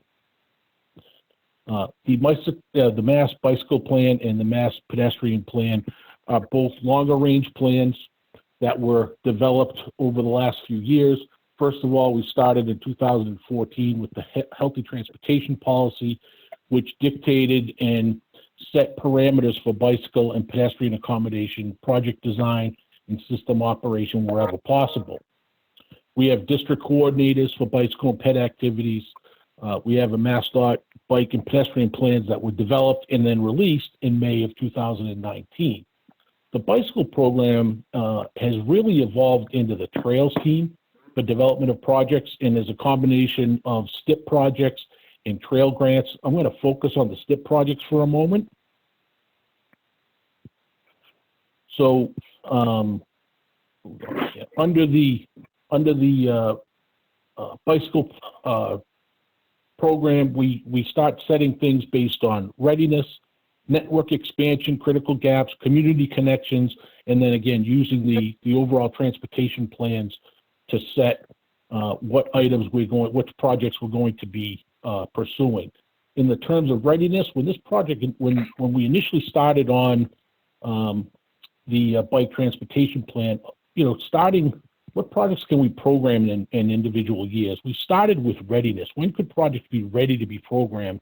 And we started to establish those within those first 2 years of the STIP, because we didn't have a historic backlog and understanding of how long it was going to take to develop some of these projects and how long it was going to take to complete design, right-of-way, and permitting. Now we've started to, as the program is becoming more advanced and mature, we start to look at funding network expansion and completing critical gaps in the program. Obviously, community connections and input from residential and commercial areas and communities, schools, and other open and natural spaces are some of the areas that we identify and the communities identify as we want to complete those connections or make those connections and extend the network. And then as part of our our bike and ped plan, we had projects that are either parallel to or connect to long range or larger state-owned corridors that have been identified in those plans and have the potential for everyday biking and walkable trips.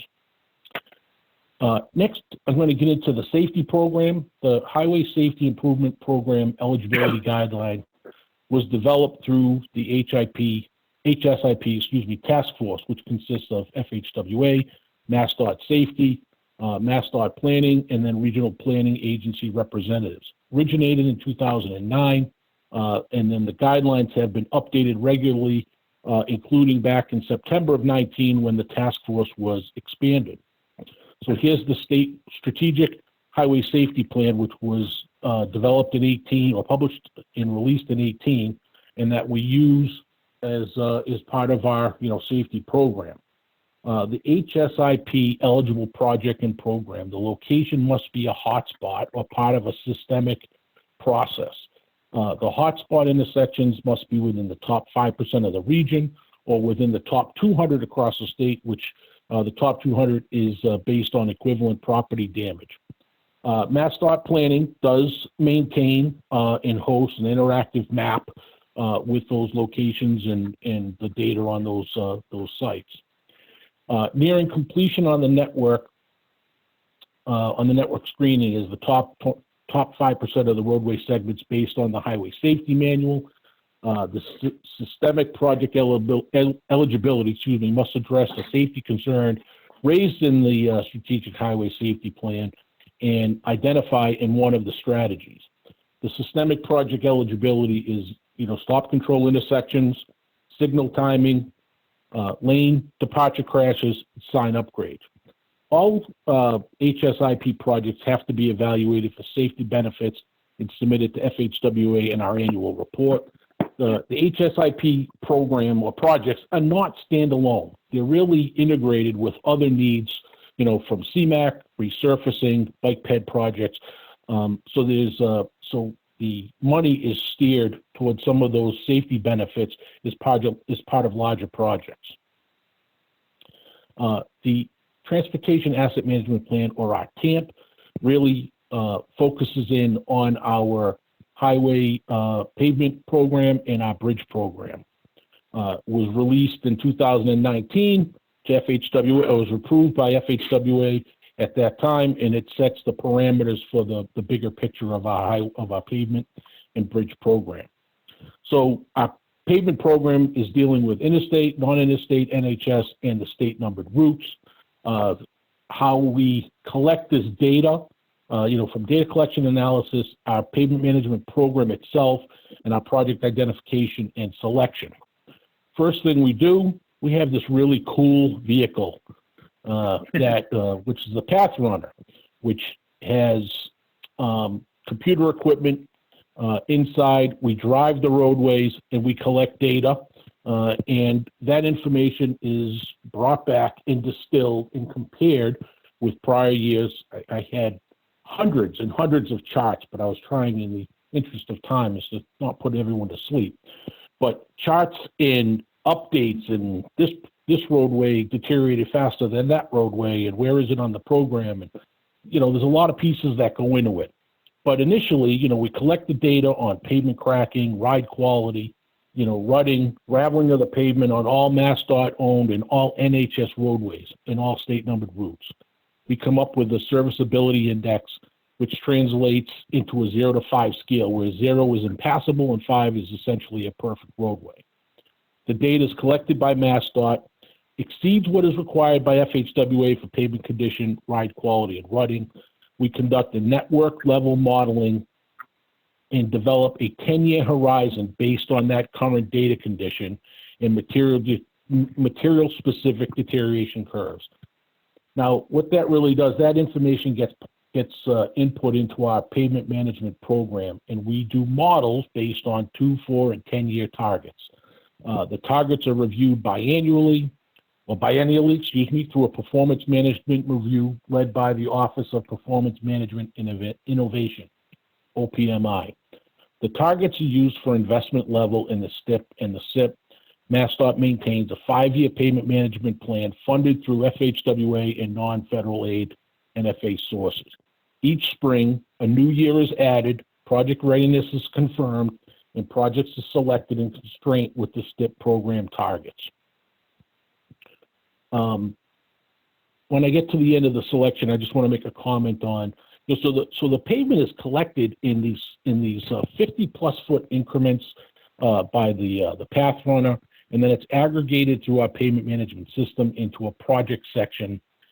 Project sections are based on specific criteria and lengths. I mean, when we do roadway paving projects on the interstate system, we'll generally have a project that goes from these same limits, 10 years ago, 10 years into the future. Essentially, the limit is within 50 or 100 feet of the limit that it was last paved, and we maintain that.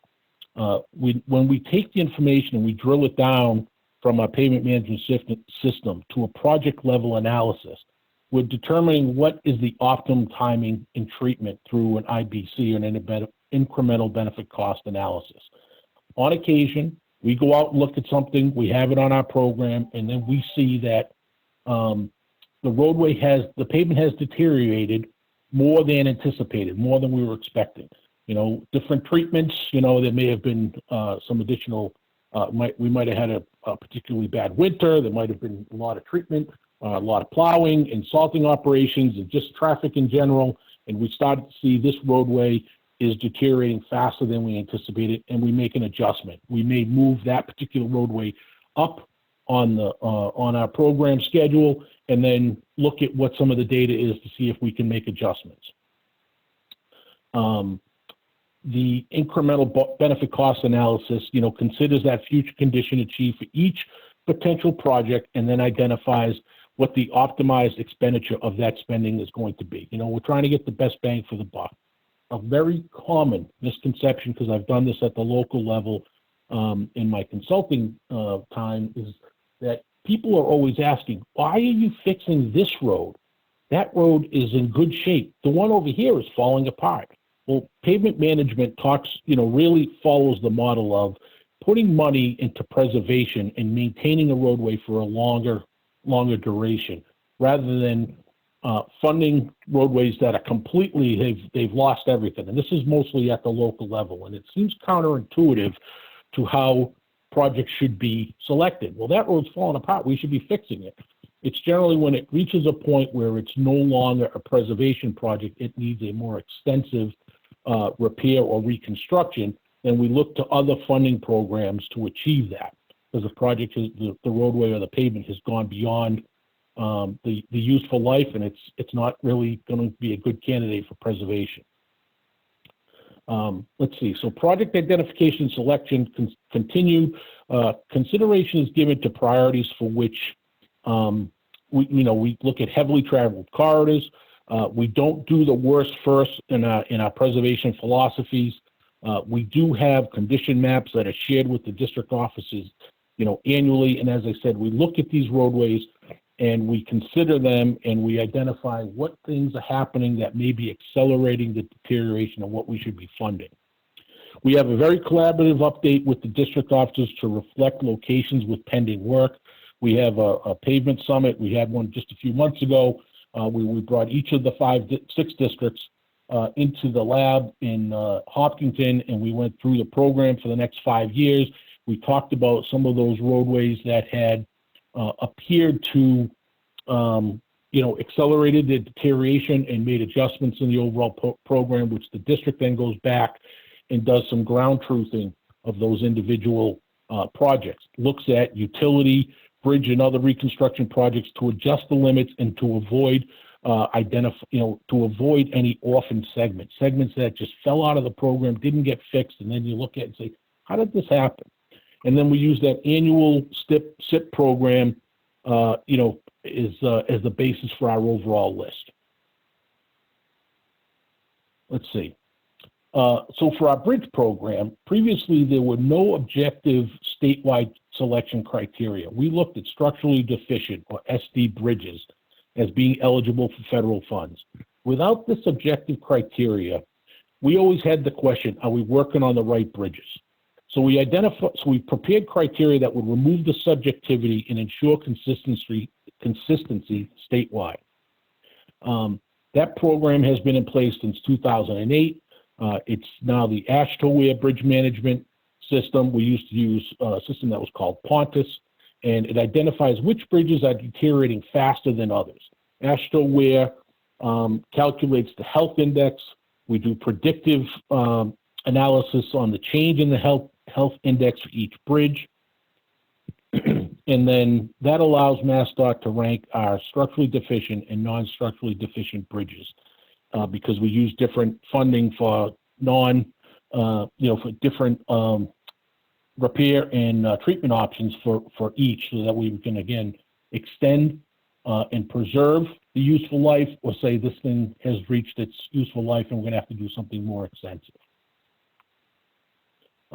Using the following 3 criteria: condition loss, health index change, and highway evaluation, is, there's a more complicated formula, which I eliminated some of the slides that my bridge team gave to me, because I said this is getting beyond the ability to explain. But essentially, we have those three criteria that we use. We put them into a program, and we use those numerical values, and we come up with a value from 0 to 100, and the higher the number, the higher the priority. The highway evaluation factor considers, in the descriptors on the screen here, item 29, item 19, item 26, et cetera. Those are part of our bridge management system that have different pieces or different sections of a bridge. The surface, the railing, the substructure, the superstructure, the drainage, et cetera. So we take different factors. The ADT is the average daily traffic. We look at the detour length, the functional classification of the roadway that's carrying, that the bridge is on, the load carrying restrictions, if any, and then the deck geometry deficiency, if any. Deck geometry deficiency, gets into when we talk about structurally deficient and functionally obsolete. Does the deck geometry meet the needs of the roadway and the region, or is it functionally obsolete because it doesn't have the right clearance, or it doesn't have the right width for the number of lanes? Does it have shoulders and bike accommodation and sidewalks? So those are some of the items under the deck geometry deficiencies. When we get into the highway evaluation factor, we look at, is it an important route? How long is the detour? We look at the larger the ADT, the greater the geometric or load carrying restrictions, and then the higher the healthy evaluation factor, or highway evaluation factor. The final, HE factor is the average of those 5 component values expressed as a percent. The prioritization system ranks, rankings are used to identify candidates for the bridge program to reduce the number of structurally deficient bridges. Structurally deficient bridges are considered to be at the end of their useful life. The federal FAST Act metric is the deck area of structurally deficient bridges on the NHS system. This must be below 10% of the total NHS deck area that we have in Massachusetts. The STP lists are prepared from those candidate bridges based on bridge program goals and available funding. Obviously, we know the STIP needs to be fiscally constrained, and the sum of all the project costs in a year must be below those targets. We do, require reliable bridge project cost estimates to maintain the program. So our bridge inspection management system uses, a routine to calculate item 96, which is the project cost. We do routine considerations on the deck area, the per square foot cost reported to FHWA annually, and we come up with a factored account, to account for other costs of a bridge project. The factor has been correlated with actual project costs on an annual basis. Our annual spending targets are typically provided by the Office of Transportation Planning as part of the overall program. We provide, the roadway on or off system, consider anticipated funding, whether Fed aid or non-federal aid, and then we reduce advanced construction obligations from previous years if we're funding projects over multiple years in an AC schedule. The net remainder is the funding available for the given year. First, we do a statewide rank list, which is sorted by MassDOT district, and then a district-based ranking is arrived at with, from those overall rankings. Each district list is further sorted into structurally deficient and non-structurally deficient, and then that list is sorted by funding category, whether off-system, on-system, or national highway system. Bridges are taken from the structurally deficient list first. Projected costs of all the bridges must be summed up to the yearly target. And as I said, we talked about the AC and how those are being shifted to stay within the cost balance. And then bridges that not programmed strictly on ranking, we have district input considerations. Is it adjacent to another project? Is there another bridge or another roadway that's going to be out because of something else? And we need to look at it geographically from, that's where the detour and district input on the more local input is really factored in. As I said, districts on the local needs and issues, maintenance, connectivity, emergency response, local economic impacts, and all of these considerations are then combined into the final STIP bridge list. Whew. Wow, I gotta take a drink of water now. Thank you, John. Are there questions from the MPO members? If so, please raise your hands.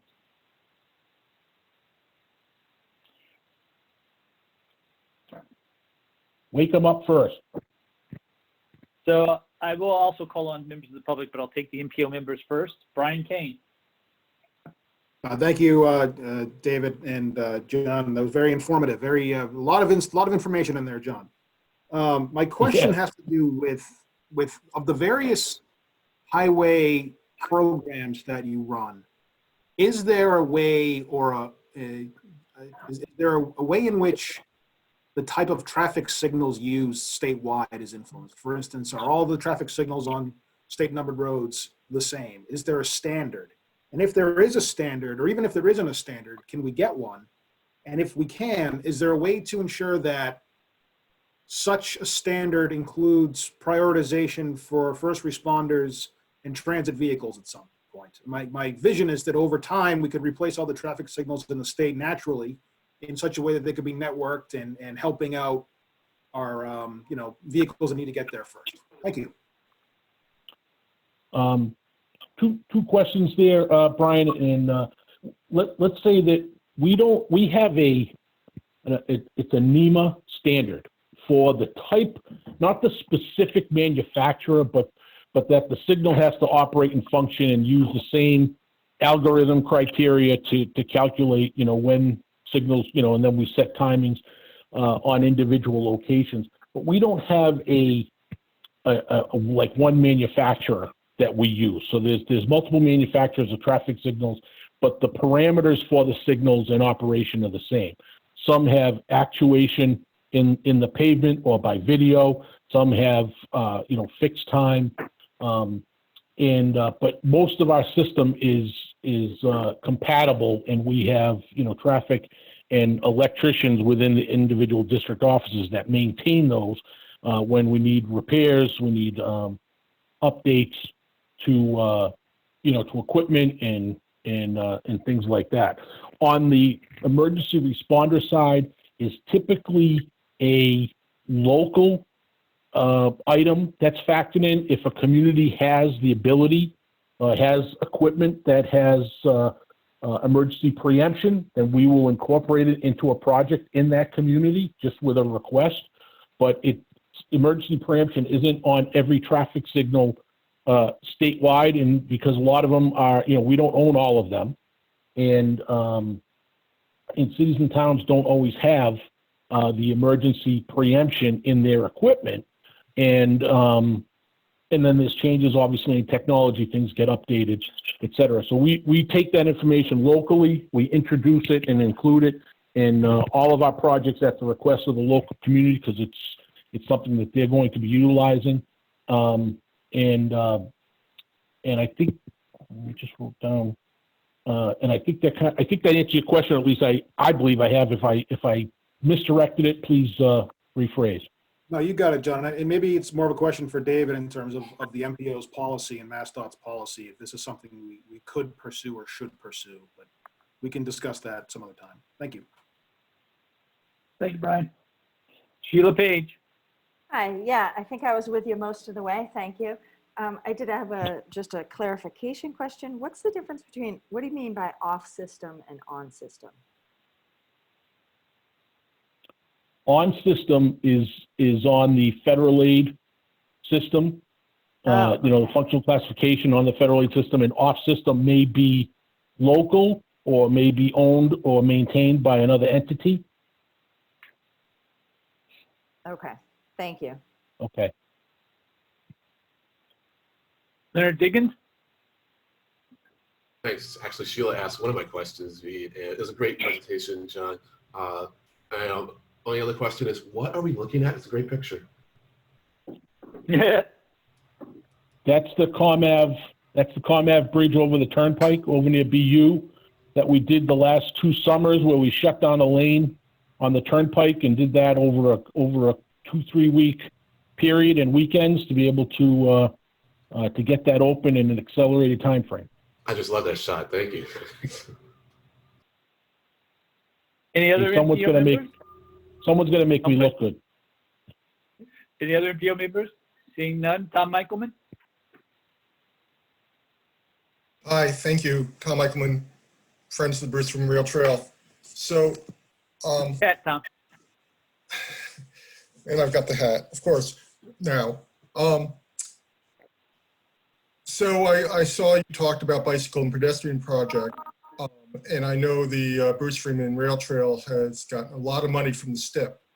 So I want to know what the possible implications of what you're talking about, or is it, I didn't get the big picture. Are you talking about changing the process or the allocation, or are you just setting the table?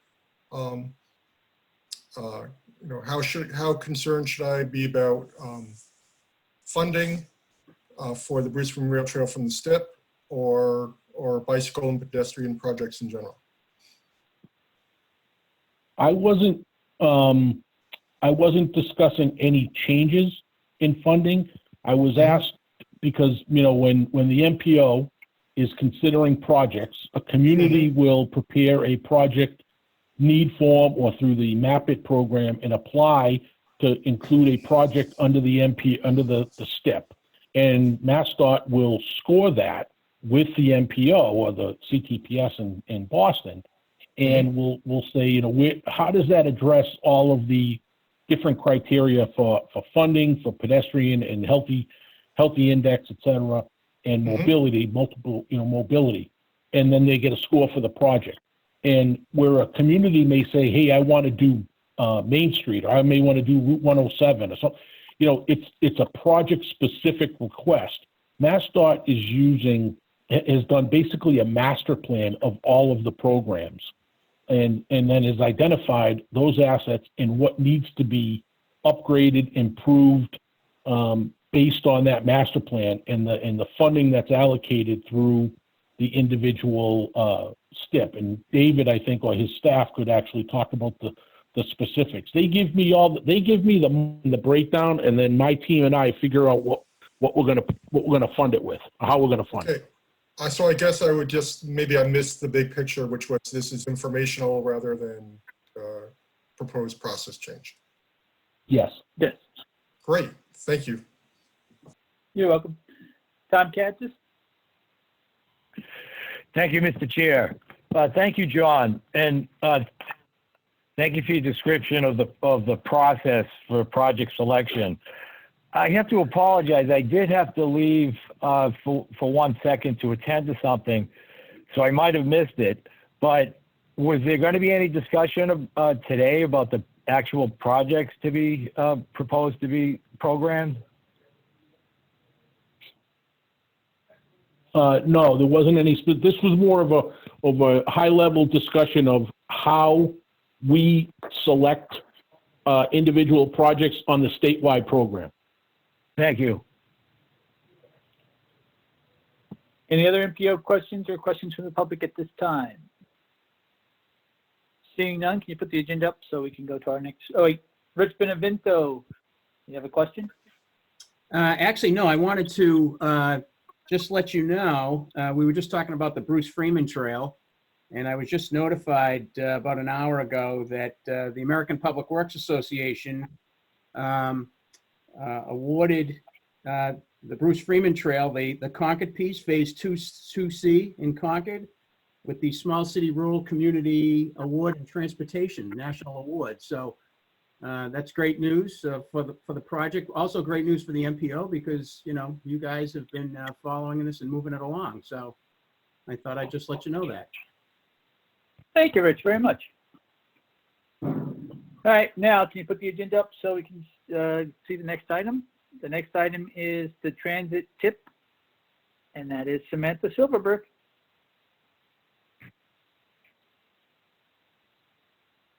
All right, good afternoon, everyone. Do I have control?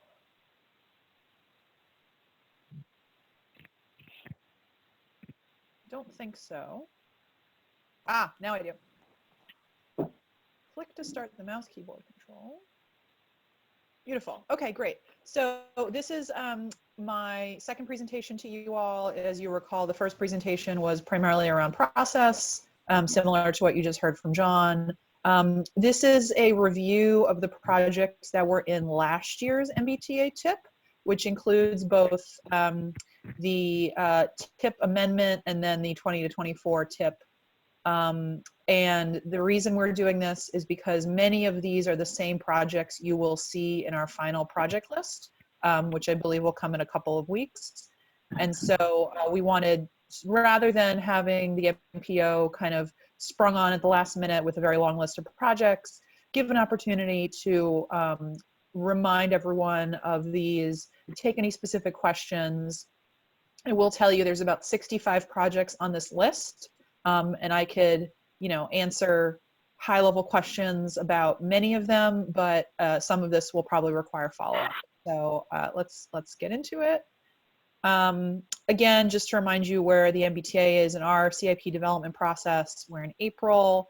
We've essentially finished our draft project list, but now we're assigning sources to our uses. So as I mentioned in our last presentation, we build the CIP at the high level, and then we assign sources after we've picked projects, and that's when we determine what is part of the federal program.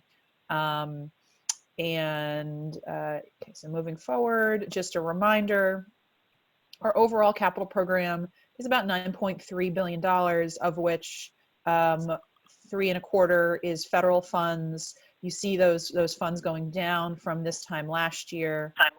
And that's primarily because we're making great progress on the Green Line extension, and we're also making good progress on drawing down a significant balance of federal funds that existed over the course of many years. Okay, and then again, I mentioned the kind of 3.25 federal funds. About $2.3 billion is what we're programming in the TIP. So those are the prospective federal funds moving out. And then we have about, $800 million, which is already on executed grants, and another $500 million still to spend from the GLX full funding grant agreement. So now I'm going to get into this. These are a series of tables. If we were in person, this would be a handout, but we did our best to put it in this format so you all can see it. This can be posted. I'm happy to take follow-up questions. But we're gonna get into it, and then again, there's a lot of information here. I'm gonna call out some highlights, and I'm also gonna talk about some specific projects that have made progress recently. So for our bridge and tunnel program, we have a variety of bridge projects that are underway. Notable one is what we're calling the bridge bundle, or the rail bridge replacement program, which is 6 different commuter rail bridges. That's a design build project that's underway. Also the Longfellow approach, which is the Boston side of the Longfellow, including MPH, and potential planning for future connections there is underway. Robert Street in Roslindale is under construction. And then we have a number of ongoing programs to support the asset condition of MBTA bridges and tunnels, like the inspection and rating program and the design program, which makes sure we have a pipeline of bridge projects kind of constantly on offer.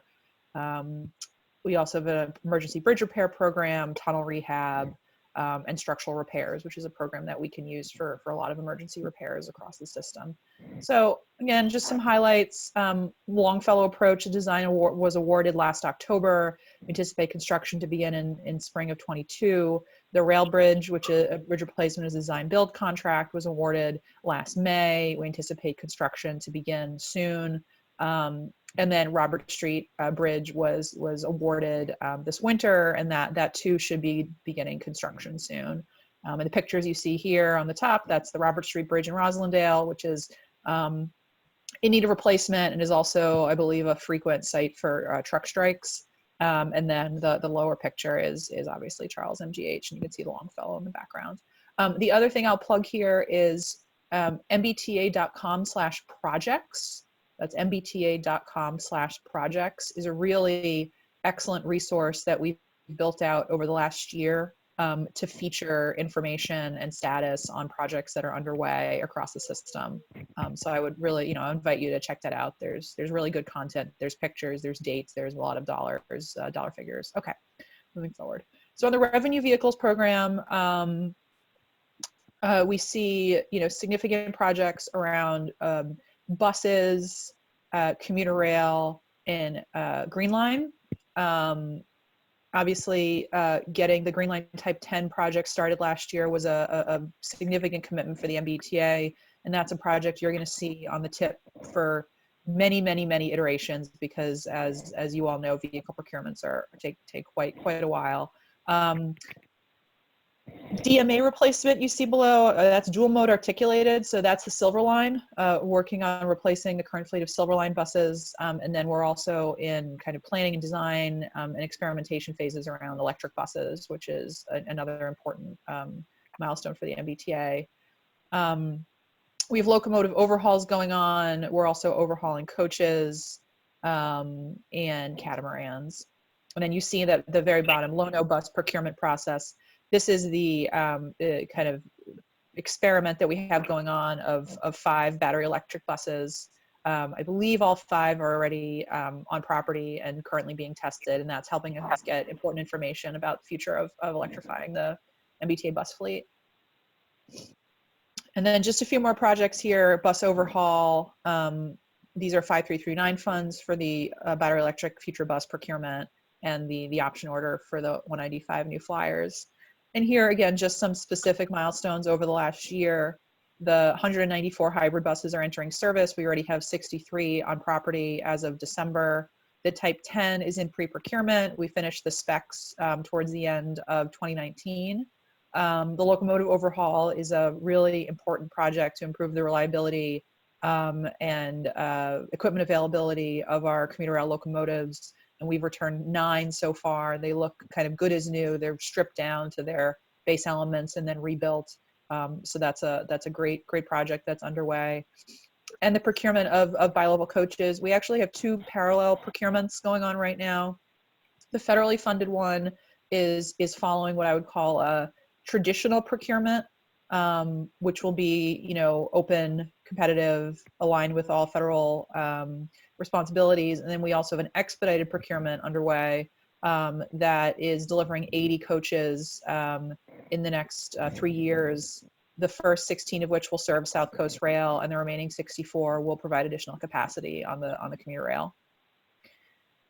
On signals and systems, you'll see a lot of projects here. On the commuter rail side, the big project here with both 5337 funds and 5307 funds is ATC, automatic train control, which is a complementary system to positive train control that's being installed on the north side commuter rail lines.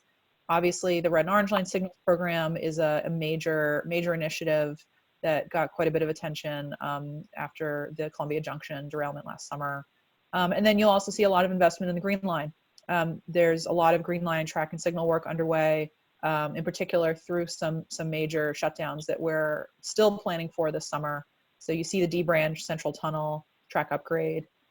These are important projects. North Station Terminal Signal is another important project here to upgrade and modernize the signal system up at North Station, which has cascading impacts on all of the north side lines, and planning and design for the Worcester triple track, which is another important project. So again, some highlights here. Red Orange Line Signals Program, the design build contract was awarded November 18. There was some resequencing so that Columbia Junction could be reprioritized. And the completion of that entire signals project is anticipated in 2022. The D Branch project is nearing completion. It was accelerated through additional weekend closures in the fall. The Green Line track upgrades project was awarded. There were 2 different projects awarded, I think just at the last board meeting actually, for improvements to the C and E branch, which will be accelerated through significant closures this summer that obviously we're still planning for, but if we need to revisit given the current situation, we will. And then I mentioned the North Station terminal signal upgrades. This was awarded in May of 2019. Stations and facilities is primarily focused around our ABA and BCIL commitments. So you'll see a number of elevator projects and then other accessibility improvements, both at commuter rail stations and at transit stations. I'll call your attention to NATIC, which was fully funded in the last CIP. That's a significant project. Winchester, another significant project. Silver Line Gateway, which is the new Chelsea commuter rail station, is again another significant project. What the project you see here called Commonwealth Ave Stations Access is the consolidation of the B branch stations around BU, and that also was awarded, I believe, in the last month or so. And then the Harvard Square Busway project is underway, and I'll give a couple of slides specifically on Park Street wayfinding because that's one that had some significant progress this year. A few other projects here. Downtown Crossing, the design for that was awarded again recently, and a few other smaller design projects that are underway. All right, so some highlights. I'll speak about Park Street in a moment. Harvard Square Busway is under construction. The upper busway was reopened in December. Natick Center is under construction. Winchester is advertised and we'll be awarding that soon.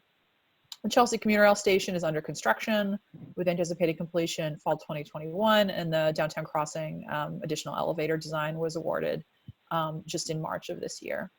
So just to give one deep dive, which is at Park Street. So any T rider would know that we embarked on some relatively aggressive station closures this fall, and the red line closures in particular were done to facilitate accelerating the Park Street wayfinding and station improvements project from a total duration of 13 months to 9 months. And if you've been at Park Street recently, you probably would have seen the lighting upgrades, the stair upgrades, signage, painting.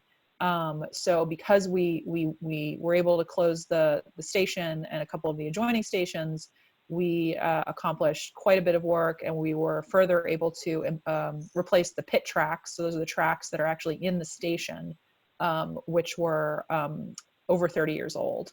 So this was just a great opportunity to show the work that we can do when we inconvenience our passengers just a little bit more. We can both accelerate work and also add additional scope while we have those opportunities. And this is just a little before and after of once the project is completed, how Park Street is going to look different. The lighting, again, the signage, just making it brighter, easier to navigate, while also improving structural elements like stairs and tracks. So that was a very quick tour of the projects that are in the kind of existing TIP, many of which, probably all of which we anticipate to be carrying forward into the new TIP that you'll see, the 21 through 25 TIP. And then I don't have specific numbers yet, but in terms of where we think or where we anticipate the new funds are going to go, so kind of the fifth year of funds, primarily in existing projects that either have additional cost due to additional scope or additional cost due to additional phase.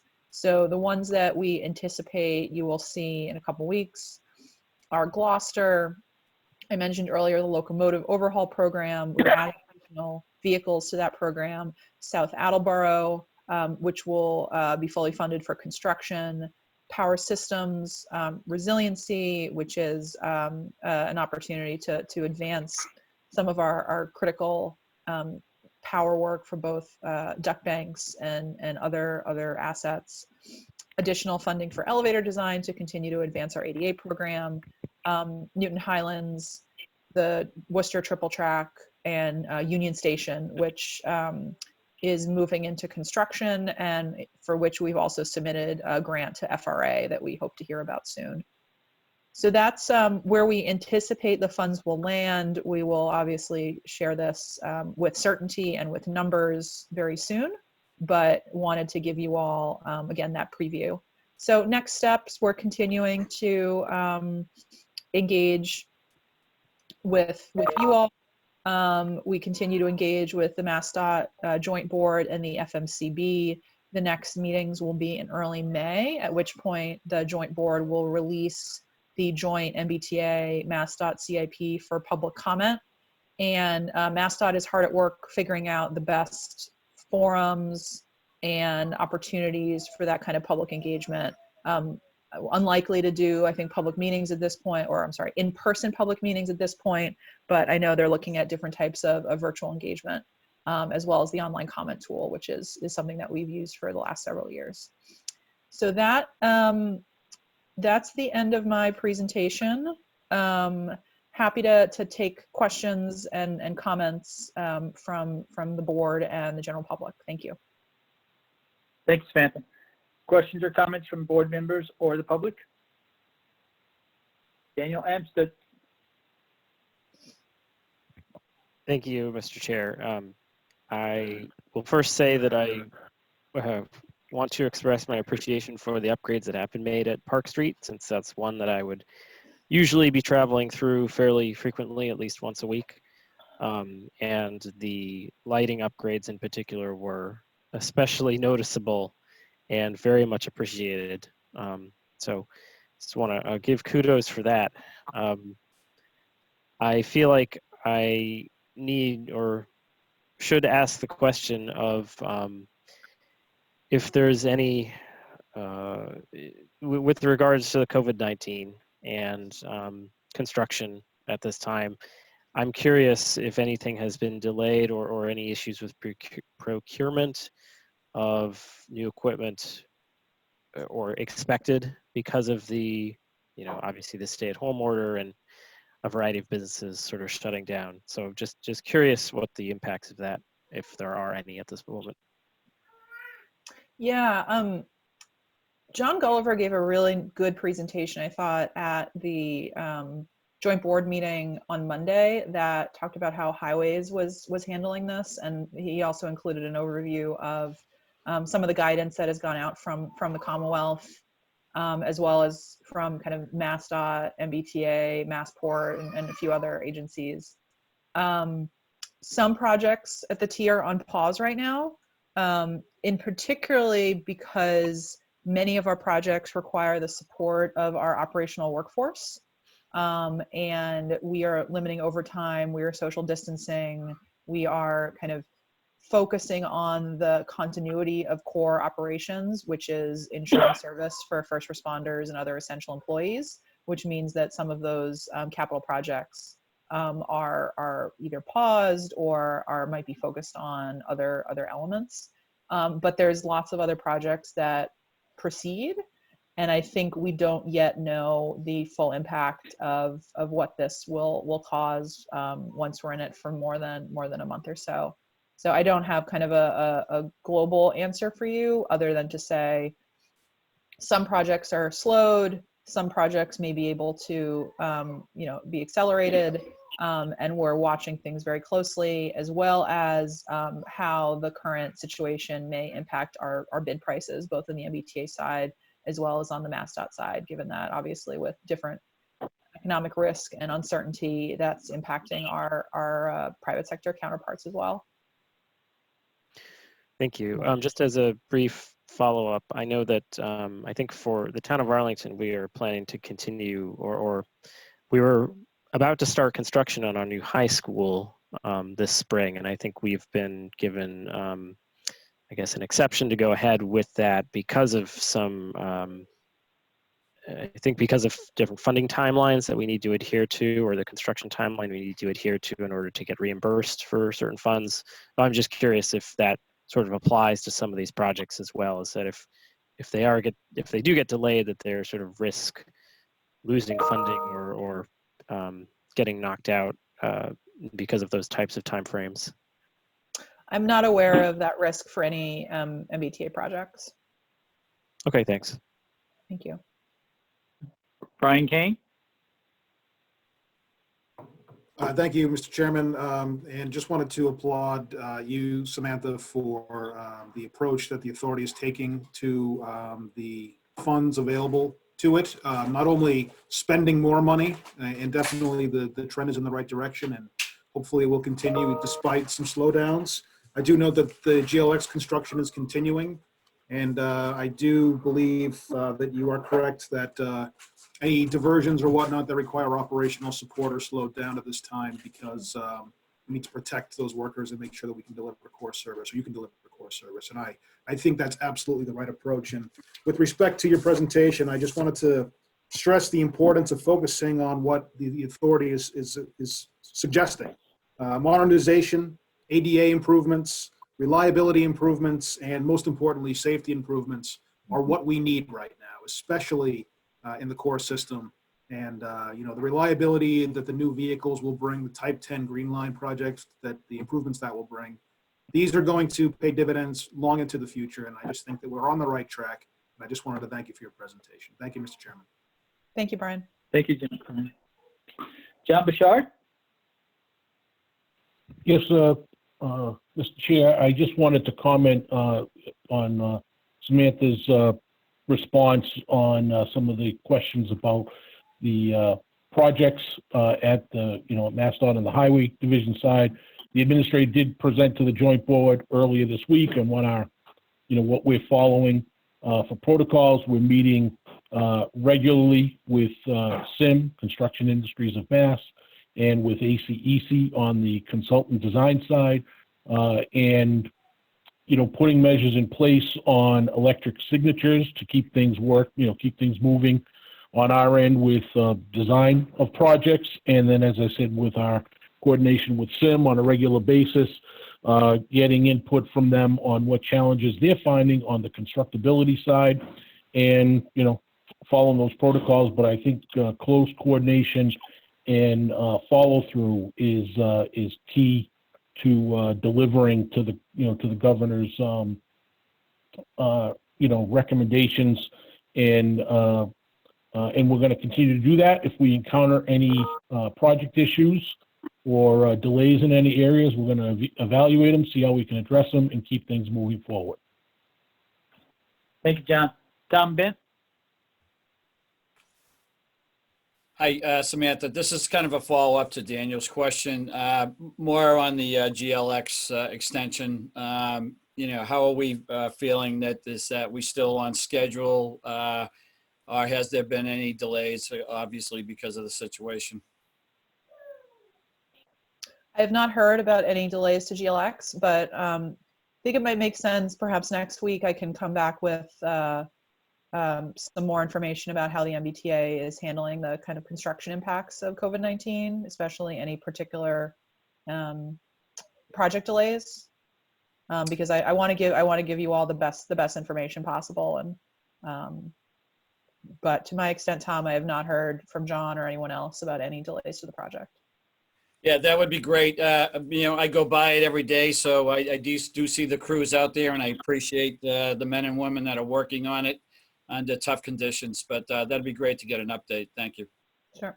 And I would say if there's any other projects on this list that MPO members would like a specific update on, we don't need to do it before the TIP approval, but let's program that into the schedule moving forward, and I'm sure the team would be happy to give that update. Thanks, Samantha. Bill Conroy? Hi, thank you. Samantha, I just had a quick question on the seawall in Charlestown. Do you have a time frame when that's going to be completed? Give me 1 second. Should be able to find that for you. I had an impression that it was almost completed, but I'm not sure. So. Yeah, I don't have that at my fingertips here, but okay. All right. let me get back to you on that one too. Yeah, I could shoot you an email offline and we can work it out from there. No problem. Thank you. Thank you. Thanks. Any other questions from the MPO members or members of the public? Seeing none, thank you, Samantha. Put the agenda back up, please. So the next item on the agenda is the FY21 to 25 TIP transit element from the Regional Transit Authorities. I believe we don't have Kata here, but I think MWRTA is here. Yes, can you hear me okay? Yes, we can. Great. Joy Glenn here from Metro West Regional Transit Authority, and Eva Willens is also sitting in with me, the Deputy Administrator. So I'll quickly go over my slides. Matt, you have the controls. I gave the controls to you, but I can run them if you'd like. If you could, please. Absolutely. Thank you. Perfect. So this is just a quick overview of how we do things here. As you folks may already know, we developed the 5-year project list for the administrator's approval. It moves on to the MassDOT for review. I enter everything into Black Cats and Grants Plus. We work together, review, and obtain approval. And then it comes on to you folks, the project list to the Boston MPO for review, release, and endorsement. And as Matt mentioned, we're hopeful that things move on for that April 30th date and could be endorsed in the May timeframe. And on to the STIP, where we're eligible to apply for our FTA funds. Next slide, Matt. Thank you. Within our Q1, we assess capital needs of the agency using the 5-year perspective. Historically, we program $1.6 million for non-fixed route ADA paratransit service each year. Vehicle needs are reviewed in accordance with our TAM. Previously, those vehicle needs were programmed through the 5310 MAP program. We're working with MassDOT to transition funding for our fixed route vehicles to other grant sources. Other capital enhancement improvement requirements are reviewed and discussed with the MWRTA team. Building and vehicle maintenance for the Blandon Hub are one of our line items. We have been able to include through MassDOT's planning process, building and maintenance for the intermodal at the Framingham Commuter Rail Station, which is owned by the MBTA and we manage. Many things there include the elevators, the lighting, the security, monitors, and security for that intermodal. Technology, software, and capital outreach efforts, including information technology, call center, travel training, innovative projects such as our solar voltaic that we put up here, and we're looking at more solar here on these premises at the Blandon Ave facility, and vehicle electrification. MassDOT has put on the SIP this year for a pilot for the MWRTA for the vehicle electrification. Q2, we prepare an internal draft 5-year capital plan. We enter the plan into the Grants Plus system. Within Q3, FTA announces the 5307 formula funds for the Boston UZA. Split agreement is distributed amongst the designated recipients. Agreed upon formula for the distribution of the UZA formula funds, 5307 formula funds. We review, sign, and return the split agreement to the coordinating RTA, which is currently BAT, Brockton Area Transit. Q4, the MassDOT SIP, we provide supporting information to MassDOT for scoring the projects. We review the projects and through a competitive process determine what projects they will support. The project list moves to the MPO for SIP approval in April. The TIP is released toward the end of May. The endorsement of the TIP to the SIP in May is a requirement for the MWRTA to apply for our 5307 formula funds through the TRAM system. The big project that we're really looking at, and we've been looking at for many years now, is the front entrance Blandon. We call it the FEB project. And as you can see through the slides here, what the top 2 slides are what we currently have, and the bottom slide is what we're proposing. And as you can see from the bullets here, aesthetic and beneficial enhancement to an existing facility that will provide a clearly identifiable customer entrance and create a user-friendly customer experience by adding a safe bus stop shelter protected from inclement weather with infrared heaters to keep the customers warm during winter months. Modern amenities such as the installation of interactive monitors to provide real-time bus tracking, lighting, schedules, service announcements, and other program information. We want to enhance ADA accessibility with renovated travel service, level with bus access on a slip-resistant concrete sidewalk surface, and encourage intermodal transportation by adding bike racks and bike repair kits. The facility is located in a previously vacated industrial building in a blighted EJ neighborhood. The FEB project is the next step toward implementing a future redevelopment vision by the MWRTA. We want to promote accessible interconnectivity between the Blandon Hub and the city of Framingham, which is undergoing a MassDOT Complete Streets program in the downtown neighborhood by introducing intermodal transit opportunities, bus, commuter rail, automobile, bicycle, and pedestrian, and we are acting as good stewards of the neighborhood by encouraging area redevelopment. We will provide connections to public spaces, including a new multi-use rail trail that provides non-vehicular safety, allowing residents of the neighborhood ease of access to major city amenities. The rail trail also links residents from the Blandon Hub to the downtown intermodal at the Framingham commuter rail station. Employers, businesses, and recreation without the need for an automobile.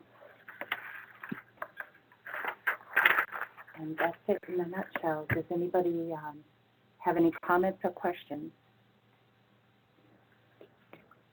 Thank you. Thank you, Joy. Are there questions from the members? Yes, Lynn. Hi, that Blandon project, that's exciting. That's really great. And I'm really happy that you have the heating component in there for the winter, because I really think it's important to make riders comfortable, especially during those hard months. And that it'd be interesting to see if there were any elasticities for heating, but I'll bet there are. Anyways, thank you. Thank you. Also, just to note that the current conditions are an 8x10 area. When people, during inclement weather, we do allow them in that space, although now we can't allow anybody in. But it is such a small space that we're very limited on what we can provide to the customers currently. And this new arrangement will allow an open area and much more of an area that people can wait for the bus, much safer. Excellent. Any other questions from the members? Seeing none, thank you, Joy. Thank you. Can you please put the agenda back up, Matt? So that concludes the presentation today. Are there any member items come before the board at this time? Matt, when's our next meeting? I believe that would be April 30th. There you go, everybody. April 30th at 10 o'clock. Can I get a motion and a second to adjourn? Brian Kane and Eric Barassa, can you unmute them one at a time, please? Move to adjourn. Brian, go ahead. Second that. Eric? Eric Barassa. Thank you. We have a motion and a second. Without objection, we are adjourned. Thank you all very much. I'll see you in a couple of weeks. Thanks a lot, guys.